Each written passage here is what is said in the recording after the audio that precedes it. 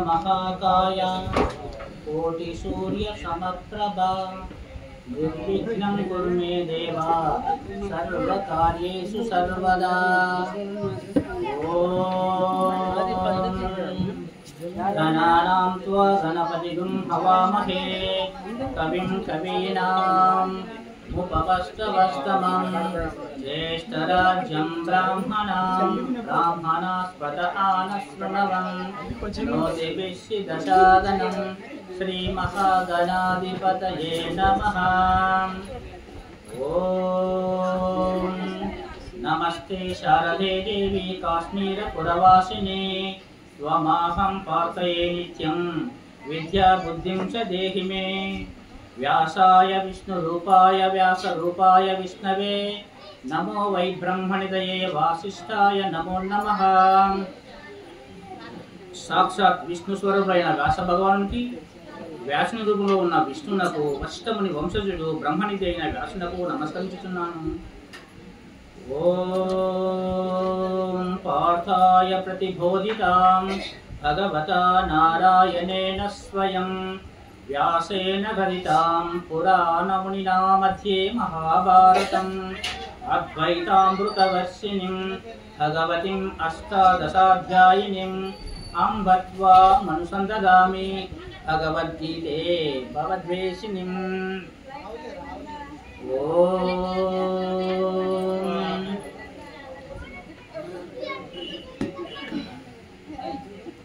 భగవద్గీత ఏ విధంగా ప్రారంభమైంది, ఏ విధంగా వచ్చింది అనే దాని గురించి ఇక్కడ వివరించబడుతుంది। మహాభారతం ప్రారంభమై 10 దినములు గడిచినది। భీష్ముడు రణరంగమున కూలిపోయెను। ఆ వృత్తాంతమును వెంటనే సంజయుడు ధృతరాష్ట్రుని కెరింగింప అతడు పలు విధముల శోకించి యుద్ధం మొదలుపెట్టిన లగాయితూ అప్పటి వరకు జరిగిన వృత్తాంతమంతయు చెప్పవలసిందిగా సంజయుని కోరెను। అంతట సంజయుడు విరుపక్షం నందలి సైనికులు యుద్ధ సన్నద్ధులగుట, రణక్షేత్రమున శ్రీకృష్ణ పరమాత్మ అర్జునకు గీతోపదేశం చేయుట మున్నగు విషయములన్నింటినీ వివరముగా ధృతరాష్ట్రునికి తెలియజేసెను। అది ఈ గీతా శాస్త్రము। భగవద్గీత మహాభారతము యొక్క సమగ్ర సారాంశము। భక్తుడైన అర్జునకు నచ్చిన ఉపదేశమే గీతా సారాంశము। భారత యుద్ధము జరగరాదనియు సర్వ విధముల భగవానుడు ప్రయత్నించెను। ఆ మహానుభావుని ప్రయత్నములన్నీ వ్యర్థములాయెను। అటు పిమ్మట శ్రీకృష్ణుడు పార్థునకు సారథి అయి నిలిచెను। యుద్ధ రంగమున అర్జునుని కోరిక మేరకు రథమును 2 పక్కల నడప నిలిపెను। అర్జునుడు ఉభయ సైన్యములో గల తండ్రులను, గురువులను, బంధువులను చూసి హృదయము ద్రవించెను। భగవద్గీత శ్రీ అనగా ఐశ్వర్యము, భ అంటే భక్తి, గ అంటే జ్ఞానము, వ అంటే వైరాగ్యము, గీత జీవాత్మ పరమాత్మ తత్వంలో తెలుసుకున్నట। భగవద్గీత అంటే భగవంతునికి జ్ఞానము చేయబడినది అని అర్థము। శ్రీకృష్ణుడు భగవంతుడై ఉపదేశించింది కాబట్టి ఇది శ్రీకృష్ణ గీత అని కాక భగవద్గీత అనే సార్థక నామధేయంతో ప్రఖ్యాతిగాంచింది। గీత ఉపనిషత్తులు అన్నింటి సారాంశంగా అవతరించింది।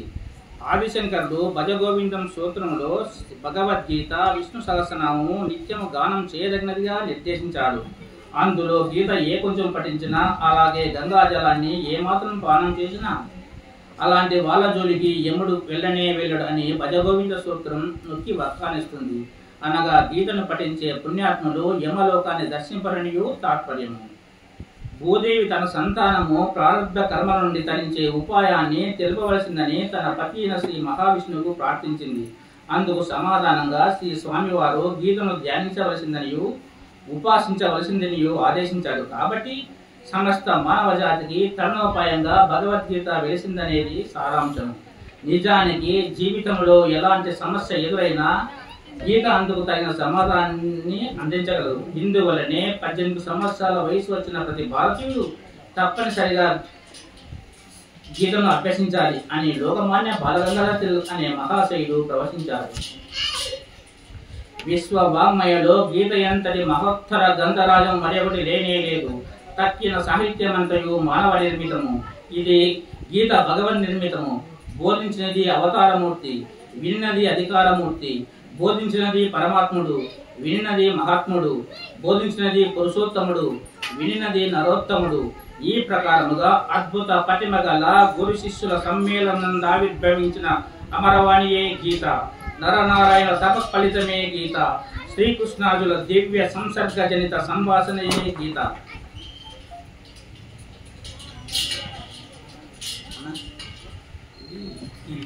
అర్జున విషాద యోగము.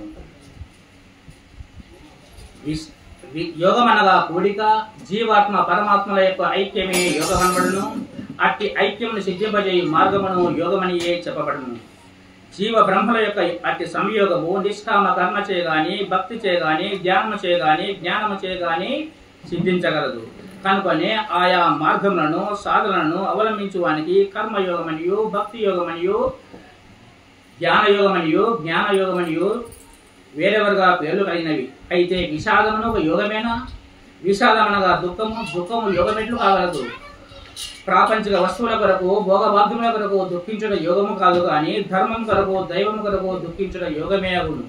కాబట్టి అర్జున విషాదం యోగమును. ఎట్లనగా అర్జునుడు ముల్లోకముల రాజ్యమును తృణప్రాయముగా నెంచి ప్రాపంచిక విషయములను, సుఖములను ఏవగించుకొని ధర్మం కొరకై తీవ్రముగా పరితపించను. ఇట్టి స్థితి ముముక్షులకు అత్యావశ్యకము. భగవద్గీత మొదటి శ్లోకము. ఇది వ్యాస భగవానుడు కార్యసిద్ధి మంత్రంగా కూడా చెప్పాడు. కాబట్టి ఈ శ్లోకాన్ని అందరూ నిత్యం పఠిస్తే వాళ్ళు ఏదైనా కార్యం అనుకుంటే నెరవేరుతుంది. అవతారిక యుద్ధంను గూర్చి ధృతరాష్ట్రుడు సంజయుని ప్రశ్నించుచున్నాడు. ధృతరాష్ట్ర ఉవాచ కర్మక్షేత్రే కురుక్షేత్రే సమవేత యుయుత్సవః మామక పాండవచ్చైవ కిమకుర్వత సంజయ. సంజయ, నా వరలకు దుర్యోధనాదులను, పాండవపుత్రులకు ధర్మరాజాదులను యుద్ధము చేయ కుతూహలముతో పుణ్యభూమి యొక్క కురుక్షేత్రం చేరి ఏమి చేసిరి? ధర్మ శబ్దముతో గీత ప్రారంభమైంది. అది మంగళవాచకము. భగవానుడు ధర్మస్వరూపుడు. కురుక్షేత్రము ఇది చాలా పుణ్యక్షేత్రము. పంజాబ్ రాష్ట్రమున అంబాలను పట్టణమునకు దక్షిణమును, ఢిల్లీ పట్టణమునకు ఉత్తరమును ఇది వెలుచున్నది. పూర్వము బ్రహ్మదేవుడు, ఇంద్రుడు, అగ్నిమునకు వారచట తపంబు సలిపిండిది. కౌరవులను, పాండవులకు మూల పురుషుడైన కురు మహారాజు ఆ స్థలములో పెక్కు ధర్మములు ఆశ్రయించినను. ఒకనొక సమయమున కురు భూపాలుడు ఆ ప్రదేశమును దున్నుటచే దానికి కురుక్షేత్రమయు పేరు వచ్చింది. సంజయుడు గావలుడు అను సూతుని కుమారుడు. సంజయుడు అతడు పరమశాంత స్వభావుడు, శిష్టాచార సంపన్నుడు. మహాభారత యుద్ధ సమయమున శ్రీ వేదవ్యాస భగవానుడు అతనికి దివ్యదృష్టిని ప్రసాదించను. సమ్యగ్జయం కలవాడే సంజయుడు. ధృతరాష్ట్రుడు రాష్ట్రమును ధరించిన వాడని, తనది కాని రాష్ట్రమును తనదని భావించువాడే ధృతరాష్ట్రుడు. శ్రీకృష్ణార్జునులు తమ శంఖములను ఊదని విషయమును తెలుపుచున్నాడు. తతః శ్వేతైర్యుక్తే మహతి సంజనే స్థితౌ మాధవః పాండవచ్చైవ దివ్యశంఖౌ ప్రదద్మతుః. తదనంతరము శ్వేతాశ్వమును పొంచిన మహారంగంపై ఆసీనులయ్యున్న శ్రీకృష్ణార్జునులు తమ దివ్య శంఖమును పూరించిరి. గీత యందు శ్రీకృష్ణ పరమాత్మ రంగం మీదకి వచ్చినది ఇచ్చటనే.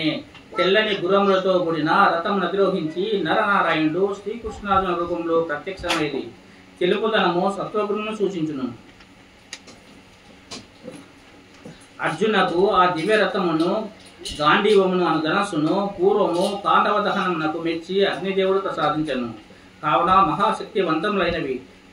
తెల్లని గుర్రములు 4ను గంధర్వరాజకు చిత్రరథుడు బహుమతిగా అనుసంగిన 100 గుర్రములలోనివి.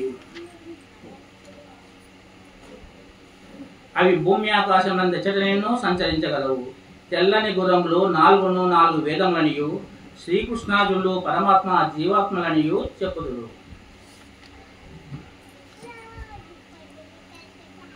దుర్యోధనుడు పాండవసేనం చూసినాడు. ద్రోణాచార్యం దగ్గరికి వెళ్ళినాడు. ఆచార్య, పాండవ సైన్యమునకు దుష్టదిమ్యుడు సేనాధిపతి. పాండవ సైన్యము పర్యాప్తముగా ఉన్నది. మన సైన్యము అపర్యాప్తముగా కనిపించుచున్నది. కావున మీరందరూ భీష్మ పితామహునిచే ఎల్లవేళలా రక్షించుండవలెను అన్నాడు. అర్జునుడు అచ్యుత శ్రీకృష్ణ, 2 సేనల నడుమ నా రథం నిలుపుడు. అటు పిమ్మట అర్జునుడు బంధువులు, మిత్రులు, ఆప్తులు మొదలగు వారిని చూసినాడు. మనసు వికలమైంది, దుఃఖం కలిగినది, నోరు ఎండిపోయినది, గాంధీవం చేతుల నుండి జారిపోయినది, దేహము శుష్కించినది, కంఠము బొంగురుపోయినది. అర్జునుడు గాంధీవం రథంపై ఉంచినాడు, బాణములను విసర్జించినాడు. చేతులు జోడించుకొని కృష్ణ నేను యుద్ధం చేయను. నకాంక్షే విజయం కృష్ణ నచ రాజ్యం సుఖాని చ కిం నో రాజ్యేన గోవింద కిం భోగైచి వితేన వా. ఓ కృష్ణ, నాకు బంధువుల వల్ల పొందే విజయమూ అవసరం లేదు, బంధువులతో పొందే రాజ్యము వద్దు. గోపికలను రక్షించి రాజ్యం పొంది నీవు గోపాలుడు అయితివే. నా బంధువులను చంపి పొందే రాజ్యంతో నాకేం పని? సుఖముతో ఏమి? అసలు ఈ జీవితంతో ఏం పని? కనుక యుద్ధము చేయనని పలికను. శస్త్రరహితుడై ఎదిరింపని నన్ను శస్త్రమును చేబూని దార్తారాసులు యుద్ధమున వధించను. అది నాకు మిక్కిలి క్షేమకరమే అగును. ఏవ ముక్త్వార్జున సంఖ్యే రథోపస్థ ఉపావిశత్ విసృజ్య సచరం చాపం శోక సంవిఘ్న మానస. అర్జునుడు ఈ విధముగా పలికి శోక సంవిఘ్న మానసుడై యుద్ధ భూమి యందు ధనుర్బాణం త్యజించి రథం వెనుక భాగములో చతికిలబడెను. ఓం తస్తదితి శ్రీమద్ భగవద్గీత సుపనిషత్ బ్రహ్మ విద్యాయాం యోగశాస్త్రే శ్రీకృష్ణార్జున సంవాదే అర్జున విషాద యోగో నామ ప్రథమోధ్యాయ. భగవద్గీత 18 అధ్యాయాలు ఉంటుంది. ఒక అధ్యాయం పరిసమాప్తమైంది. సాంఖ్య యోగము 2వ అధ్యాయం. సంఖ్యతో కూడిన సాంఖ్యము. సాంఖ్యం అనగా జ్ఞానము. ప్రకృతి యందు గల 24 తత్వములను శోధించి అవి అనాత్మారూపం త్యజించి వాటికి సాక్షిగా ఉన్నటి పరమాత్మను గ్రహించడే సాంఖ్య విద్య. సాంఖ్యులు అనగా జ్ఞానిష్ట గలవారు.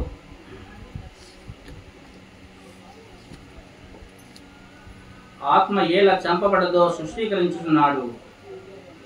నజాయతే మ్రియతే వా కదాచిత్ నాయం భూత్వ భావిత వానభుయః అజో నిత్యః శాశ్వతోయం పురాణో నహన్యతే హన్యమానే శరీరే. ఈ ఆత్మ ఎప్పుడునూ పుట్టుట లేదు, చచ్చుట లేదు. ఇదివరకు లేకుండా మరలా కొత్తగా కలుగువాడు కాదు. ఇతడు జననమరణం లేనివాడు, శాశ్వతుడు, పురాతనుడు. శరీరం చంపబడినను ఇతడు చంపబడలేదు. అది జన్మరహితము, ఎప్పుడు ఉండునది, అనాది అయినది. సచ్చని శరీరంతో ఉండి అది చావదు. ఆత్మ నిత్యము, శరీరం ఆత్మకు తొడుగు వంటిది. మృత్యు పరిణామం మాత్రమే, అంతం కాదు అని ప్రవచించి భగవానుడు అర్జునుని దుఃఖించరాదని చెప్పుచున్నాడు. అధైర్యము, శోకము, భయము మొదలైనవి మనసునందరి మురికి లాంటివి. జీవించిన వారిని గురించి గాని మరణించిన వారిని గురించి గాని ఎవరైతే దుఃఖింపరో వారే జ్ఞానులు.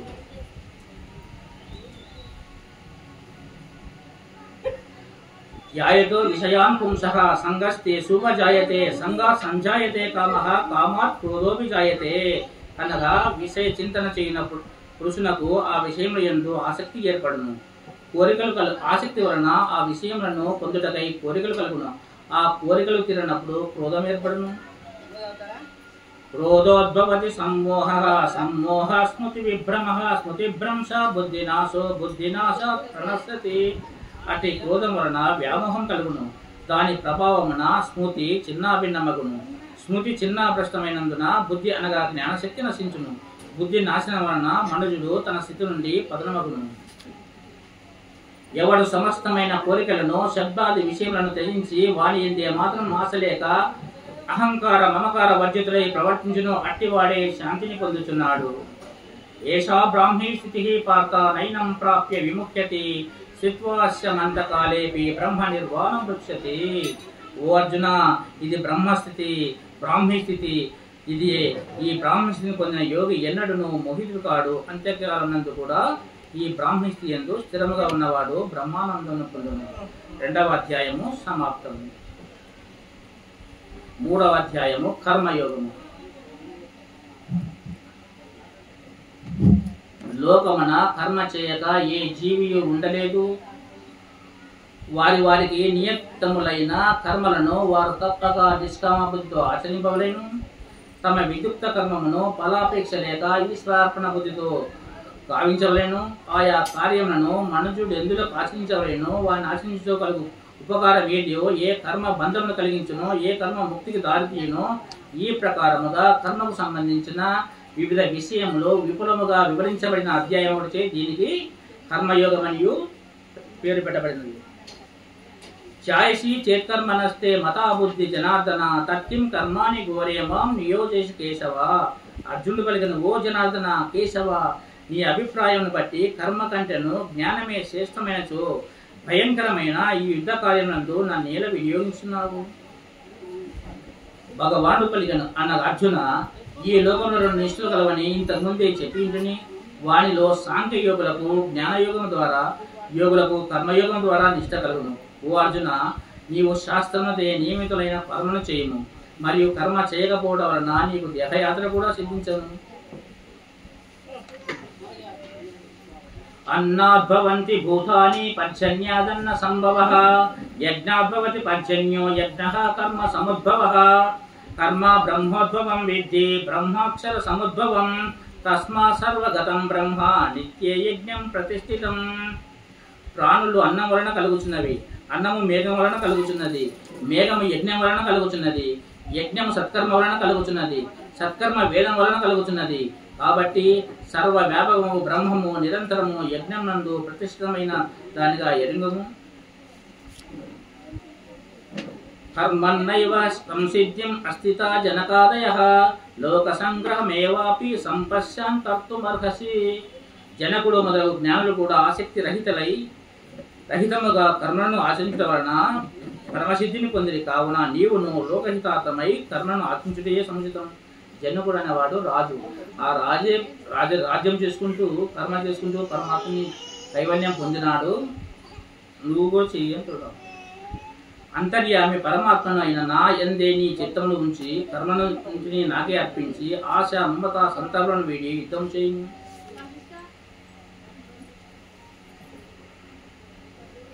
శ్రేయాన్ స్వధర్మో విఘ్నః పరధర్మా స్వనుష్ఠితాత్, స్వధర్మే నిధనం శ్రేయః పరధర్మో భయావహ. పరధర్మం నందు ఎన్నో సుగుణములు ఉన్నను, స్వధర్మం నందు అంతగా సుగుణములు లేకునను చక్కగా అనుష్ఠింపబడిన ఆ పరధర్మం కంటేను స్వధర్మాచరణమే ఉత్తమమైనది. స్వధర్మాచరణం నందు మరణించుటయు శ్రేయస్కరమే, పరధర్మాచరణము భయావహం.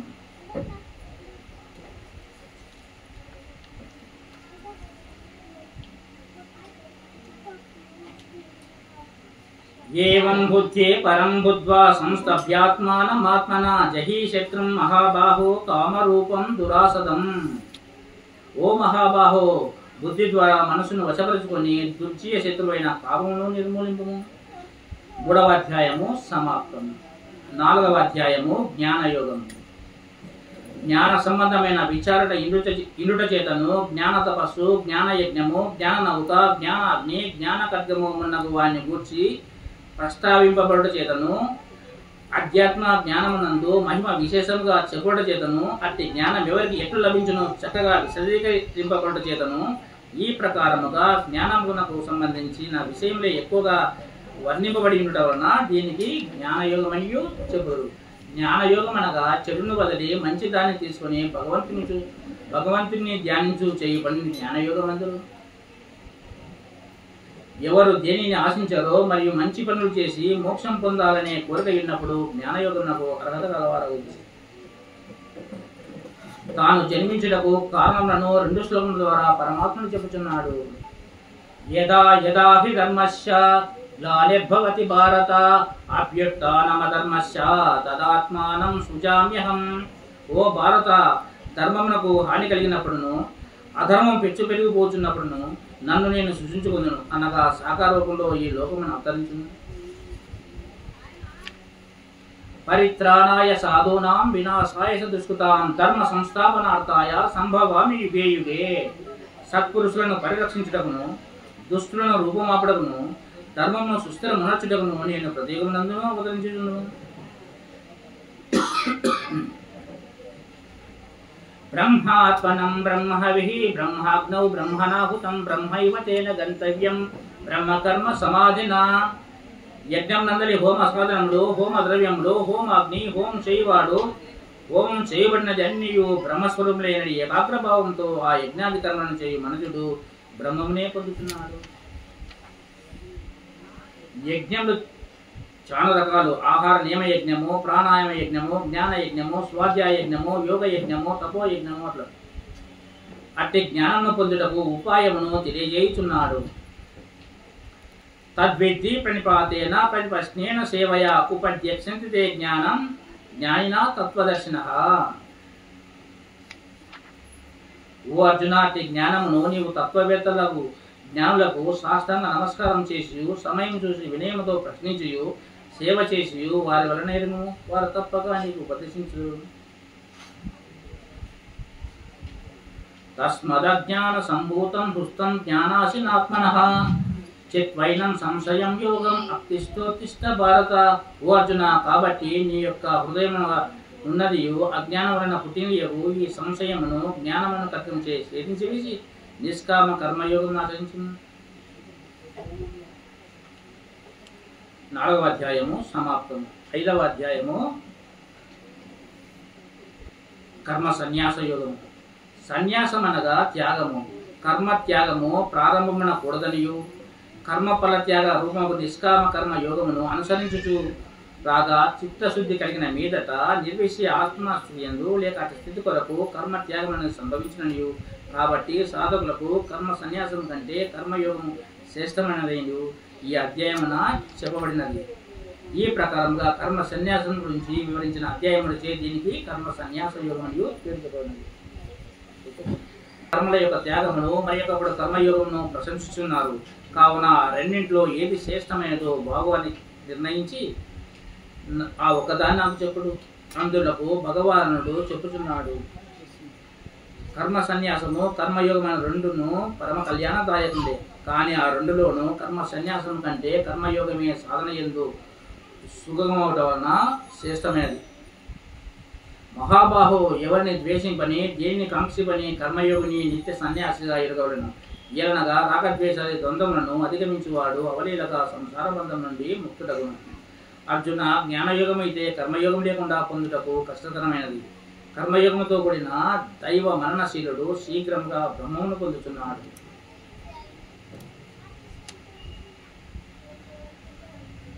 జ్ఞానుల యొక్క సమదృష్టిని వర్ణించుచున్నాడు. విద్యా వినయ సంపన్నే బ్రాహ్మణే గవిహస్తిని సుని చైవ స్వపాకేశ పండిత సమదర్శినః. జ్ఞానులు విద్యా వినయ సంపన్నమైన బ్రాహ్మణి ఎందును, గోవు, ఏనుగు, కుక్క మొదలగు వాని ఎందును, చండాలుని ఎందును సమదృష్టిని కలిగిందురు.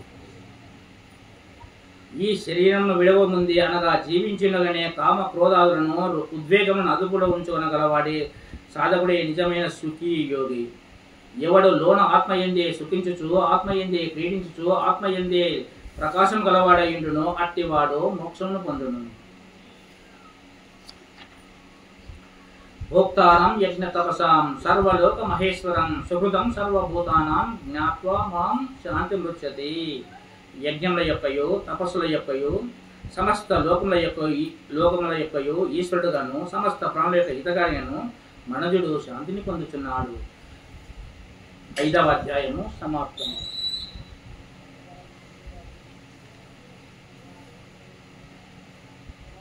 6వ అధ్యాయము ఆత్మ సంయమ యోగము. దీనినే ధ్యాన యోగము అని చెప్పుదురు.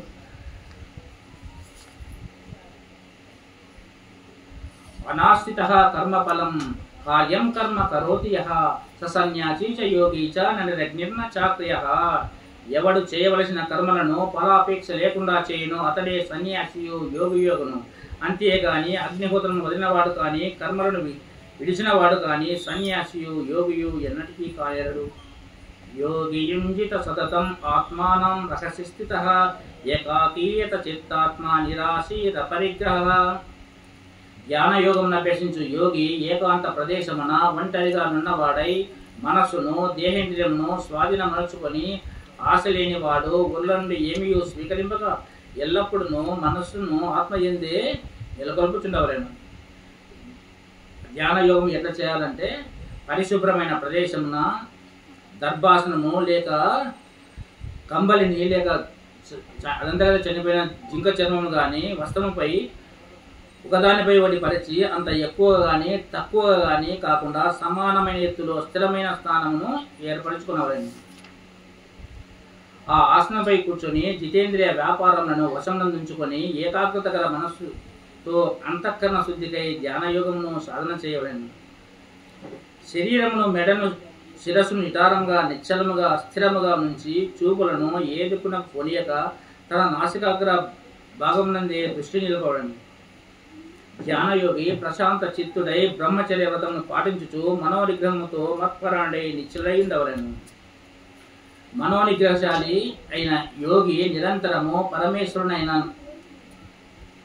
నా స్వరూపునందే లగ్నమునర్చి నాయందే పరమానందమును పరాకాష్ఠరూపమైన శాంతిని పొందుచున్నాడు. ఆత్మ సంయమ యోగము అంటే అధిక భోజనకు ఎక్కువ భోజనం చేసేవానికి, అభోజనకు తక్కువ భోజనం చేసేవానికి, అతి నిద్ర గలవానికి, అసలే నిద్ర గలవానికి ఫలించదు. మితాహార విహార నిద్రయు జాగృతుడైన వానికి ఈ యోగము దుఃఖమును పోగొట్టును. నిగ్రహించిన మనసు ఆత్మయందు నిలిపి ఉంచువానికి సమస్త కోరికల నుండి విముక్తి కలుగును. అతడు యోగాయుక్తుడగుచున్నాడు. చంచల మనసును బంధించి ఆత్మయందు నిలపవలేను.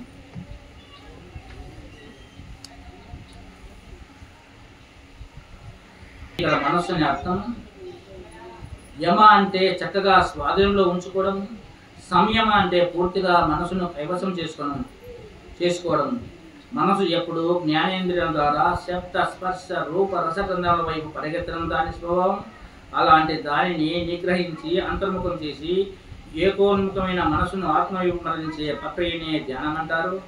ఓ అర్జున, యోగి ఎగువాడు తపస్సు చేయి వారి కంటేను, శాస్త్ర జ్ఞానం కల వారి కంటేను, కర్మలు చేయి వారి కంటేను శ్రేష్ఠుడియు తలుపబడుచున్నాడు. కాబట్టి నీవు యోగియుతం. యోగినామపి సర్వేషాం మద్గతేనాంతరాత్మనా శ్రద్ధావాన్ భజతే యోమాం సమేయుక్త తమోమతః. ఆ యోగులలో ఎవడు సర్వశ్రేష్ఠుడో ఇచ్చట తెలుపుచున్నాడు. అత్యంత శ్రద్ధ కలిగి అంతరాత్మ యందే మనసును నిలిపి అట్టి పరమాత్మనే ధ్యానించువాడు యోగుల్లో సర్వోత్తమునియు శ్రీకృష్ణమూర్తి ఆనతించింది. 6వ అధ్యాయము సమాప్తము. 7వ అధ్యాయము విజ్ఞాన యోగము. విజ్ఞానం అనగా విశేష జ్ఞానము లేక అనుభవపూర్వకమైన జ్ఞానము. జ్ఞాన మాత్రంతో సంతృప్తి నొందక విజ్ఞానంను కూడా సముపార్జించవలని భగవాన్ యొక్క ఆజ్ఞ.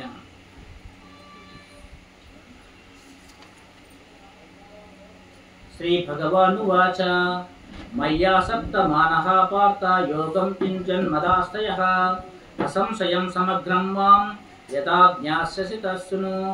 ఓ అర్జున, నాయందాసక్తి గల మనసు కలిగి నన్ని ఆశ్రయించి యోగమును ఆచరించుచు నిస్సందేహంగా సంపూర్ణంగా నన్నెట్లు తెలుసుకునగలవు దానిని చెప్పేదని వినుము.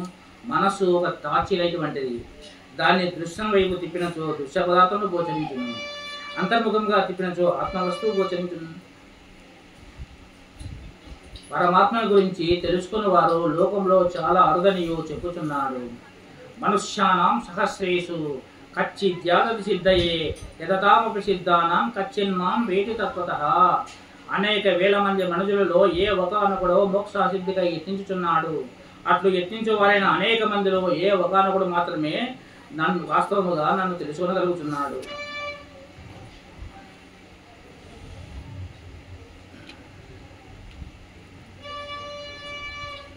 ఇక ఎట్టి వారు భగవంతుని భజించగలరో తెలుపుచున్నాడు. చతుర్విధ భజంతే మాం జనాః సుకృతినో అర్జున ఆర్తో జిజ్ఞాసురర్థార్థి జ్ఞానీ చ భరతర్షభ.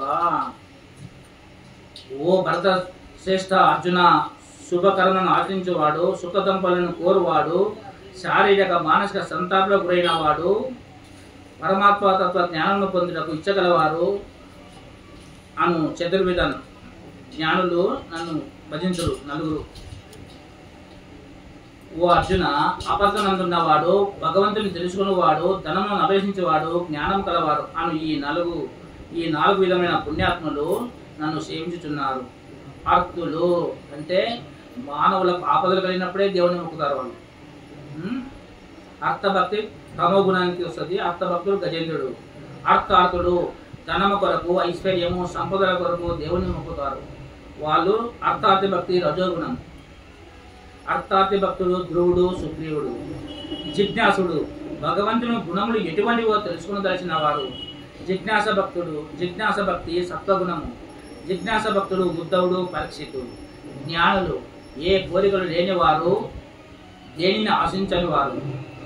జ్ఞాని భక్తుడు ప్రహ్లాదుడు, శుకుడు, సన్నక, నారదుడు పై నలుగురిలో నిత్యము పరమాత్మతో గుడియుండు వాడును, ఒక పరమాత్మ ఎందే భక్తి గలవాడును అవు జ్ఞాని శేషుడగుచున్నాడు. అట్టి జ్ఞానికి నేను మిక్కిలి ఇష్టమైన వాడును, అతడు నాకు మిక్కిలి ఇష్టడే.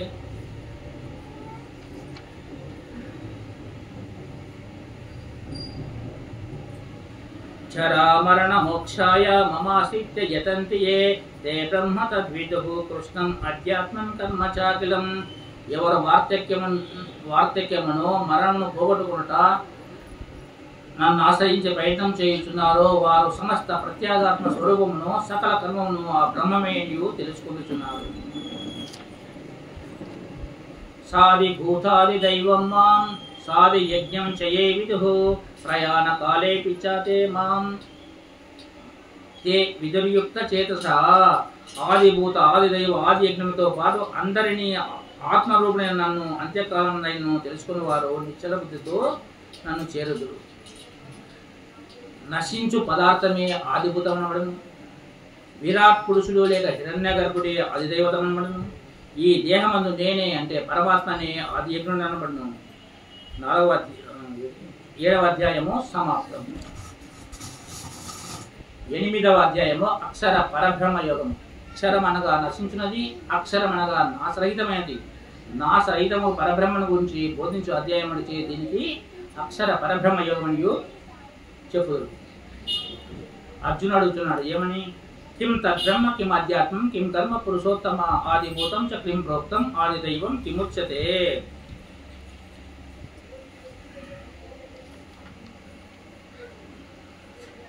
బ్రహ్మ అనగానేమి, అధ్యాత్మం అనగానేమి, కర్మ అనగానేమి, ఆదిభూతం అని దేనికి పేరు, ఆదిదైవం అని దేని అందురు? అప్పుడు పరమాత్మ చెప్తున్నాడు, మళ్ళీ అడుగుతున్నాడు. ఆదియజ్ఞ కథం కోత్ర దేహేస్మిన్ మధుసూదన ప్రయాణ కాలే చ కథం జ్ఞేయోసి నియతాత్మభి. ఓ మధుసూదన, ఆది యజ్ఞం అనగానేమి, ఆది యజ్ఞం ఈ శరీరం ఎట్లుండును, అంత్యకాలమున మనస్సును పరమాత్మ యందు లగ్నం చేసిన యోగులు నేను ఎట్లు తెలుసుకోగలరు? పరమాత్మ చెప్తున్నాడు, అక్షరం బ్రహ్మ పరమం స్వభావో అధ్యాత్మముచ్యతే భూతభావోద్భవో కరో విసర్గ కర్మ సంహిత. శ్రీ భగవాను పలికను. బ్రహ్మమనగా సర్వశేషుడు శాశ్వతుడు, అధ్యాత్మం అనగా స్వస్వరూపం అనగా జీవాత్మ. పరమాత్మ యందు లీనమై సకల భూతములను బహిర్గతమనొచ్చి వాటి ఉత్పత్తి అభ్యుదయములకు కారణమైన శ్రేష్టను అనగా సృష్టాది కర్మలను కర్మయందు.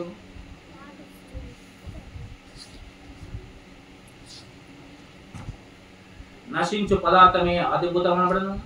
విరాట్ పురుషుడు లేక హిరణ్య గర్భుడే ఆదిదేవత అనబడను. ఈ దేహమందు నేనే ఆది యజ్ఞుడు అనబడను. ఎవడు మరణకాలమందు కూడా నన్నే స్మరించుచు శరీరమును విడిచిపోతున్నాడో అతడు నా స్వరూపమును పొందుచున్నాడు.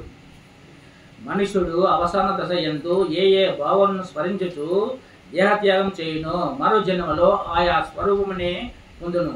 ఏలనగా అతడు సర్వదా దాన్నే స్మరించుచున్నాడు. కవిం పురాణ మనుషాసితారం అనోరణీయాంస మనుస్మరేజ్యః సర్వస్య దాతరా మాచింత్య రూపం ఆదిత్య వర్ణం తామసః పరస్తాత్.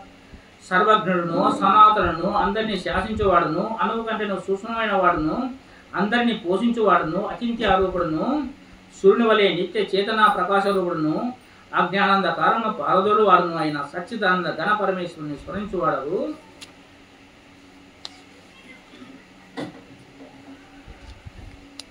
ప్రయాణకాలే మనసాచలేన భక్త్యాయుక్తో యోగ బలేన చైవ భ్రువోర్మధ్యే ప్రాణమావేశ్య సమ్యక్ సతం పరం పురుషం ఉపైతి దివ్యం.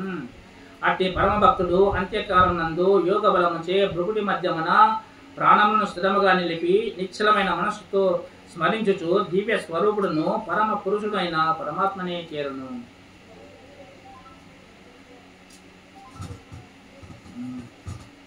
సర్వద్వారాన్ని సంయమ్య మనోహృతి నిరుధ్య చ మూర్ధ దయాత్మానః ప్రాణం అస్థితో యోగధారణం ఓమిత్యేకాక్షరం బ్రహ్మ వ్యహారాన్ మమానుస్మరాం యత్ ప్రయాతి దేహం సయాతి పరమాం గతిం. ఎవడి ఇంద్రియ ద్వారములన్నింటినీ బావుగారి కట్టి మనసును హృదయమందు లెస్సగా స్థాపించి శిరస్సునందు ప్రాణవాయువు నుంచి ఆత్మను కూర్చుని ఏకాగ్ర చింతనం కలవాడై పరబ్రహ్మముకు వాచముకు ఓం అని ఒకాక్షరమును ఉచ్చరించుచు నన్ను ఎడదగ చింతించుచు శరీరమును వదులును అతడు సర్వోత్తమ స్థానమును అంటే మోక్షాన్ని అంటే కైవల్యాన్ని పొందును. జపము మాత్రమే చాలదు, ధ్యానం కూడా ఉండవలేను అనగా మంత్రోచ్చారణతో పాటు మంత్రార్థ చింతనయు చేయవలేను. అన్ని మంత్రంలో ఓంకారమే అనగా ప్రణవ మంత్రమే శ్రేష్టమైనది. భగవంతుని ఎప్పుడో ఒకప్పుడు కొలుచుట స్మరించుట చాలదు, మరలా మరలా నిరంతరం స్మరించుండవలేను.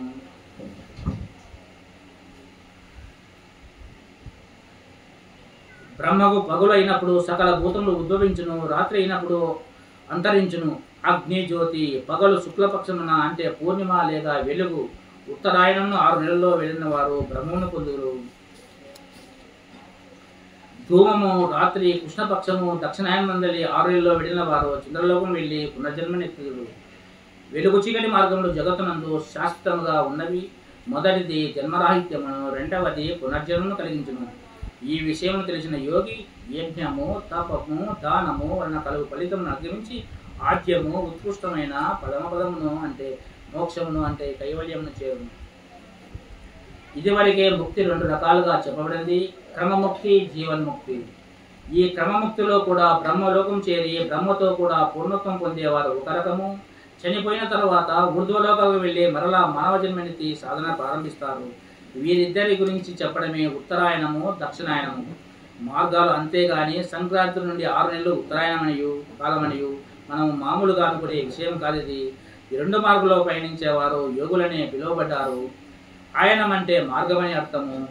ఉత్తరాయణ శబ్దము ఉత్ అనే ధాతువు నుండి వచ్చింది. ఉత్ అంటే ఉత్తరించేది.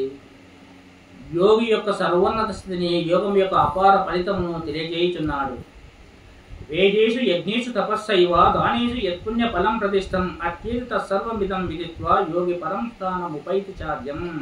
యోగి అయిన వాడు దీనిని అక్షర పరబ్రహ్మతత్వంలో ఉన్న వాణి ఎరింగి వేదములందును, యజ్ఞములందును, దానములందును, తపస్సులందును ఏ పుణ్యఫలము చెప్పబడినదో దానంతను అతిక్రమించుతున్నాడు. దాని మించిన పుణ్యఫలమును పొందుచున్నాడు మరియు అనాదియకు సర్వోత్తమ స్థానమును పొందుచున్నాడు. ఓం తత్సదితి శ్రీమద్భగవద్గీత ఉపనిషత్ బ్రహ్మ విద్యాయాం యోగశాస్త్రే శ్రీకృష్ణార్జున సంవాదే అక్షర పరబ్రహ్మ యోగో నామ 8వ అధ్యాయ. 9వ అధ్యాయము రాజవిద్య రాజగుహ్య యోగము. రాజవిద్య 9వ అధ్యాయము రాజవిద్య రాజగుహ్య యోగము. రాజు పదము శ్రేష్టత్వమును సూచించును. రాజవిద్య అనగా విద్యల్లో గల శ్రేష్టమైనదియు, రాజగుహ్యం అనగా రహస్యంలో గల పరమ రహస్యమైనదియు అయ్యుండటం వలన ఈ అధ్యాయమునకు రాజవిద్య రాజగుహ్య యోగమునియు పేరు వచ్చినది.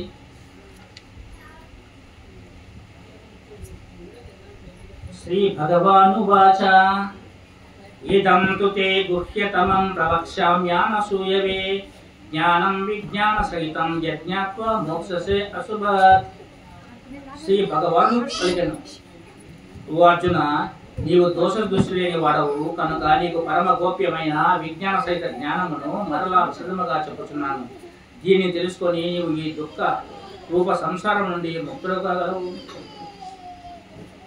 ఈ సమస్త ప్రపంచము అవ్యక్త రూపమునకు నాచే వ్యాపించబడినది.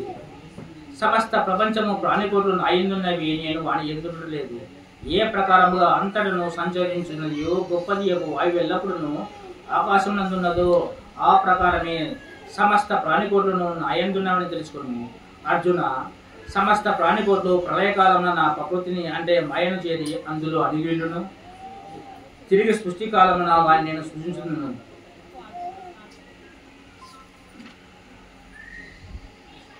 ఓ అర్జున, సృష్టాది కర్మల యందు తగులుకుని వాడనై సాక్షిభూతుడనై ఉన్నట్టు నన్ను ఆ కర్మలేవి బంధింపనేరవు. ఓ అర్జున, అధ్యక్షుడనై ఉన్న నా చేత ప్రకృతి చరాచర ప్రపంచమంతయు సృజించున్నది. ఆ కారణం చేతనే జగత్తు ప్రవర్తించున్నది. నా యొక్క పరతత్వమును ఎరుగని అవివేకులు సర్వభూత మహేశ్వరుడును మనుష్య దేహమును ఆశ్రయించిన వాడను అగు నన్ను అవమానించుతున్నారు. ఈ ప్రపంచమున సమస్తము పరమాత్మ ఎనియు వచించుచున్నాడు. అహం క్రతురహం యజ్ఞః స్వతాహమహమౌషధం అంతరో అహం అహం ఏ వాచ్యం అహం అగ్నిరహం హుతం. క్రతువు నేనే, యజ్ఞము నేనే, పితృదేవతలకు ఇచ్చు అన్నము నేనే, ఔషధము నేనే, మంత్రము నేనే, హవిస్సు నేనే, అగ్ని నేనే, హోమ కర్మలు నేనే అయ్యున్నాను. జగత్తునకు నేనే తండ్రిని, తల్లిని, సంరక్షకులను, తాతను మరియు తెలుసుకునదగిన వాడను. పావన పదార్థమును, ఓంకారమును, ఋగ్వేద సామవేదములను అయ్యున్నాను. నిర్మల భక్తి యొక్క ఫలితమును వచించుచున్నాడు. అనన్యా చింతయంతో మాం ఏ జనాః పర్యుపాసతే తేషాం నిత్యాభియుక్తానాం యోగక్షేమం వహామ్యహం. పరమేశ్వరుని నన్నే నిరంతరం అనన్య భక్తితో చింతన చేయుచు నిష్కామ భావంతో సేవించు వారి యొక్క యోగక్షేమం నేనే వహించుదును. యోగమనగా కావలసిన పదార్థములను సమకూర్చుట, క్షేమనగా దాన్ని సంరక్షించుట. ఈ ప్రకారముగా భక్తుని యొక్క యోగక్షేమలను తాను వహించదని భగవానుడు హామీ ఇచ్చుచున్నాడు. ఏ ఏ దేవతలను ఆరాధించువారో ఆయా దేవతలనే పొందుదరనియు, తన్ను ఆరాధించువారు తన్నే పొందుదరనియు భగవానుడు చెప్పుచున్నాడు. యాంతి దేవవ్రతా దేవన్ పితృని యాంతి పితృవతః భూతాని యాంతి భూతేజ యాంతి మధ్యాజును అభిమాం. దేవతలను పూజించేవారు దేవలోకములకు చేరుదురు, పితృలను సేవించేవారు పితృలోకముకు వెళుదురు, భూతపేత రూపమును పొందుదురు, నన్ను ఆరాధించువారు నన్నే పొందుడు. అట్టి నా భక్తులకు పునర్జన్మ ఉండదు.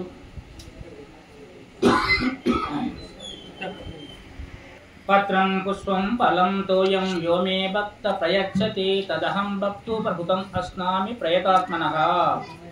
ఎవడు నాకు భక్తితో ఆకును గాని, పువ్వును గాని, పండును గాని, జలమును గాని సమర్పించుచున్నాడో అట్టి పరిశుద్ధాంతకరుని యొక్క భక్తిపూర్వకంగా అనుసంగబడిన పత్ర పుష్పాలను నేను ప్రీతితో అర్పించున్నాను. మిక్కిలి దురాచారం గలవాడైనప్పటికీ అనన్య భక్తి గలవాడై ఇతరమగు దేని యందును భక్తి నుంచక నన్ను భజించునేని అతడు సత్పురుషుని తలంపబడుచున్నాడు. ఏలనగా అతడు స్థిరమైన మనోనిశ్చయం గలవాడును అగుచున్నాడు. భగవత్ప్రాప్తికి మార్గములను సెలవిచ్చుచున్నాడు. మన్మనాభవ మద్భక్తో మత్యాజీ మాం నమస్కురు మమైవైశ్యతి యుక్తేవం ఆత్మానాం మత్పరాయణః. నాయందే మనసు గలవాడమును నా భక్తుడమును నన్నే పూజించువాడము అగుము. నాకు నమస్కరింపుము. ఈ ప్రకారంగా చిత్తము నాయందే నిలిపి నన్నే పరమగతిగా ఎన్నుబడిన వాడవై తుదకు నన్నే పొందగలవు. ఓం తస్సదితి శ్రీమద్భగవద్గీతాసూపనిషత్ బ్రహ్మ విద్యాయాం యోగశాస్త్రే శ్రీకృష్ణార్జున సంవాదే రాజవిద్య రాజపుత్ర యోగో నామ నవమోధ్యాయ. ఇప్పుడు 18 అధ్యాయాలు భగవద్గీత ఉంటుంది. ఇప్పుడు 9 అధ్యాయాలు అయిపోయినాయి. 1 గంట లోపల అయిపోతుంది. 10వ అధ్యాయము విభూతి యోగము. విభూతి అనగా ఐశ్వర్యము, మహిమాతిశయము. ఈ చరాచర ప్రపంచమంతయు భగవంతుని యొక్క వ్యక్త రూపమే కావున వారి విభూతియే అగును. ఇది ఎంతయు వారి మహిమా విస్తారమే చిద్విలాసమై ఉన్నది. భగవద్ విభూతియే ఈ ప్రపంచమున భగవానుడు విశేషముగా అవిభక్తమైన పదార్థములను గూర్చి వ్యక్తులను గూర్చి వర్ణింపబడిన అధ్యాయముడిచే దీనికి విభూతి యోగమనియు పేరు వచ్చినది. శ్రీ భగవానువాచ భూయాయేవ మహాబాహో శృణిమే పరమం వచః యత్యేహం ప్రియమానాయ వక్ష్యామి హితకామ్యయా. శ్రీ భగవానుడు పలికను, హే మహాబాహో, నీవు నా మీద ప్రేమ గలవాడవును కావున నీ మేలు కోరి నేను మరలా చెప్పుచున్న వచనములు వినుము. అవి మిక్కిలి గోప్యములు, మహిమాన్వితములు. నా యొక్క అవతార రహస్యమును దేవగుణములు ఎరగరు, మహర్షులను ఎరగరు. నేను ఆ దేవతలకును మహర్షులను సర్వవిధముల మొదటి వాడను కదా. ఎవడు నన్ను పుట్టుక లేని వానిగాను అనాది రూపనిగాను సమస్త లోకములకు నియామకులను తెలుసుకుంటున్నాడు. అతడు మనుషులు అజ్ఞానం లేనివాడై సర్వ పాప నుండి లెస్సగా విడవబడుచున్నాడు.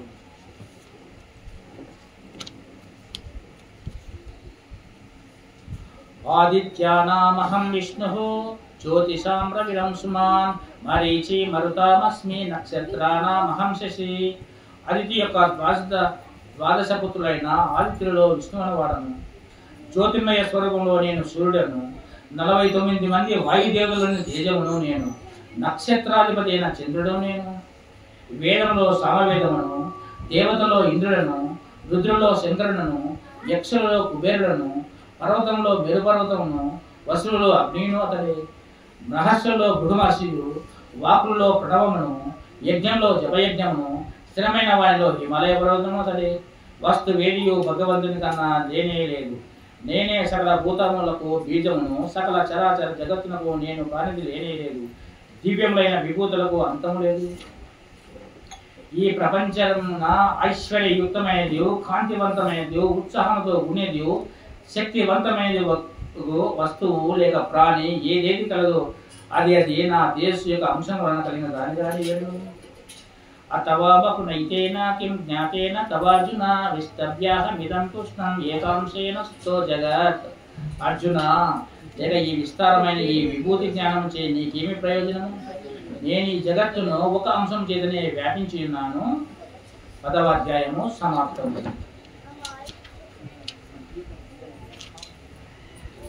11వ అధ్యాయము విశ్వరూప సందర్శన యోగము. అర్జునుని ప్రార్థన అనుసరించి భగవానుడు తన విశ్వరూపాలను చూపించడి.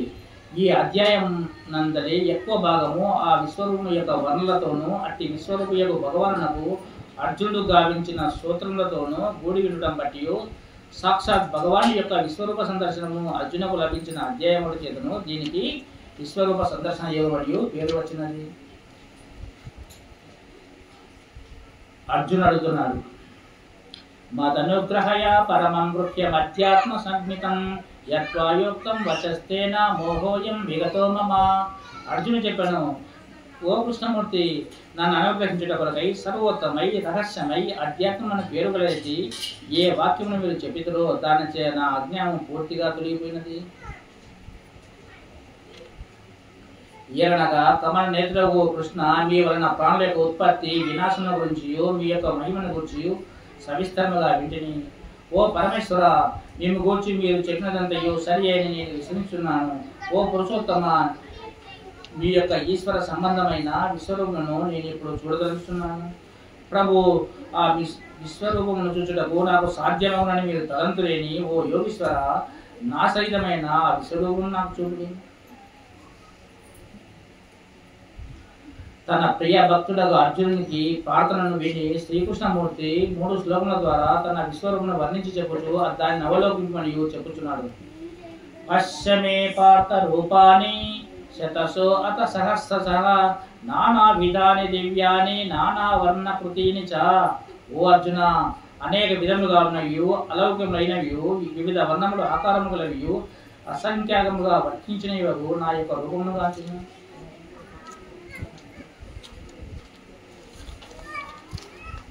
ఓ అర్జున, సూర్యులు 12 మంది, వసువులు 8 మంది, రుద్రులు 4, అశ్విని దేవతలు 2, మరుతులు 49 చూడు.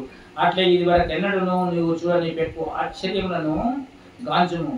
ఓ అర్జున, ఈ సమస్త చరాచర ప్రపంచమును ఇంకను దేని చూడదలుచున్నావు, దానిని ఈ నా శరీరమందు ఒక్క చోటున్న దానిగా ఇప్పుడు చూడము. భౌతిక నేత్రముచే విశ్వరూపము ఎవరు చూడజాలరు కనుక అర్జునునకు భగవానుడు దివ్యదృష్టిని ప్రసాదించున్నాడు. నతుమాం శక్యసే ద్రష్టుం అనేనైవ చక్షుషా దివ్యం దదామి తే చక్షుః పశ్యమే యోగమైశ్వరం. ఈ నీ మాంసమయ నేత్రముతో నీవు నా విశ్వరూపమును గాంచజాలవు కావున దివ్యదృష్టిని నీకు ప్రసాదించున్నాను. దానిచే ఈశ్వర సంబంధమైన నా యోగ మహిమను చూడు.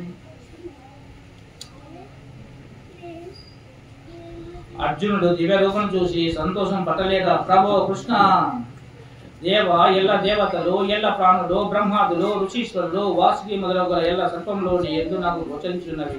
ఈశ్వర, నీ విశ్వరూపము అనేక బాహువులతో, ఉదరములతో, ముఖములతో ఒప్పినది. అట్లని ఆకారముగా అద్యంతంలో గుర్తించజాలకున్నాను. కోర్లచే భయంకరమైన ప్రళయాగ్ని సమానమైన నీ ముఖమును చూచుట వలన నాకు దిక్కులు కారకున్నవి. కాన ప్రభో, నా ఎందు దయించి నాకు ప్రసన్నుడవు కమ్ము. కృష్ణ, ప్రసన్నుడవు కమ్ము. పరమాత్మ సర్వశ్రేష్ఠుడు, దేవతలకు ప్రభు, జగత్తునకు ఆధారమైన వాడు, ప్రపంచమునకు ఆధారభూతుడు, సమస్తము తెలిసినవాడు, ప్రపంచమంతటను వ్యాపించున్నాడు. ఈ ప్రపంచానికి తండ్రి, మూల పురుషుడు, ఆది మధ్యాంతరహితుడు, జన్మరహితుడు, అణువు కంటే సూక్ష్మమైన వాడు. భగవంతుడు నమ్మి ఉండవలను, అతని ఎందే భక్తి కలిగి ఉండవలను. భక్తి శ్రద్ధలతో సేవించిన వారికి భగవంతుణ్ణి పొందగలరు. కౌంతేయ, నా కొరకే కర్మలు ఆచరించువాడు నేనే పరమగతిని భావించును. నాకు భక్తుడైండువాడు సకల భూతములందు వైరబుద్ధి లేకయుండువాడు నన్ను పొందగలడు. దేవుణ్ణి ఎవరు పొందగలరో చెప్పుచున్నారు.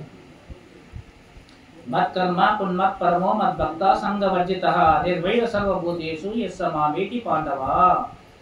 ఓ అర్జున, ఎవడు నా కొరకే కర్మను చేయునో కార్యమునే చేయునో నన్నే పరమ ప్రాప్యముగా నమ్మిండును నాయందే భక్తి కలిగిండును సమస్త దుష్ట పదార్థములందును సంగమును విడిచివేయును సమస్త ప్రాణులందును ద్వేషం లేకయుండును అట్టివాడు నన్ను పొందుచున్నాడు. కాబట్టి సాధకుడు ఈ శ్లోకముల యొక్క తాత్పర్యమును పదే పదే చింతించుచు భక్తాది శుభములు కలిగి పరమాత్మ సాయుధ్యాన్ని ఈ జన్మ ఎందే పొందేలాగున యత్నించవలను. 11వ అధ్యాయము సమాప్తము. 12వ అధ్యాయము భక్తి యోగము. భక్తిని గురించి ప్రతిపాదింపబడిన అధ్యాయములు దీనికి భక్తి యోగం అని పేరు వచ్చింది.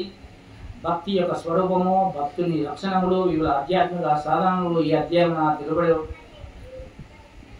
తెలుపబడినవి. ఈ అధ్యాయం భక్తితో ప్రారంభపడి భక్తితో అంతమైనది. భక్తి 9 విధములు. దీనినే నవరస భక్తి అందరూ. శ్రవణము, కీర్తనము, స్మరణము, అర్చన, పాదసేవ, పాద శుశ్రూష, పాదతీర్థము, ఆత్మ నివేదన, ఆత్మదర్శనము. దేవాలయంలో దేవుడు ఉన్నాడు అనుకోవడం భక్తి. దేవాలయంలో దేవుడు ఉన్నాడు అనుకోవడం భక్తి. దేవుడు సర్వత్రా ఉన్నాడు అనుకోవడం జ్ఞానం. అర్జున ఉవాచ ఏవం శ్రద్ధాయుక్త ఏ భక్తాస్త్వాం పర్యుపాసతే ఏ చప్యక్షరం అవ్యక్తం తేషాం కే యోగవిత్తమః. అర్జునుడు చెప్పిన ఈ ప్రకారంగా ఎల్లప్పుడూ మీ యందే మనసును నెలకొల్పిన వారే ఏ భక్తులు మేము ఉపాసించున్నారో మరియు ఎవరు ఇంద్రియ గోచరం గాని అక్షర పరబ్రహ్మను ధ్యానించున్నారో ఆ ఇరు తెగల వారిలో బావుగా ఎదిగిన వారు అంటే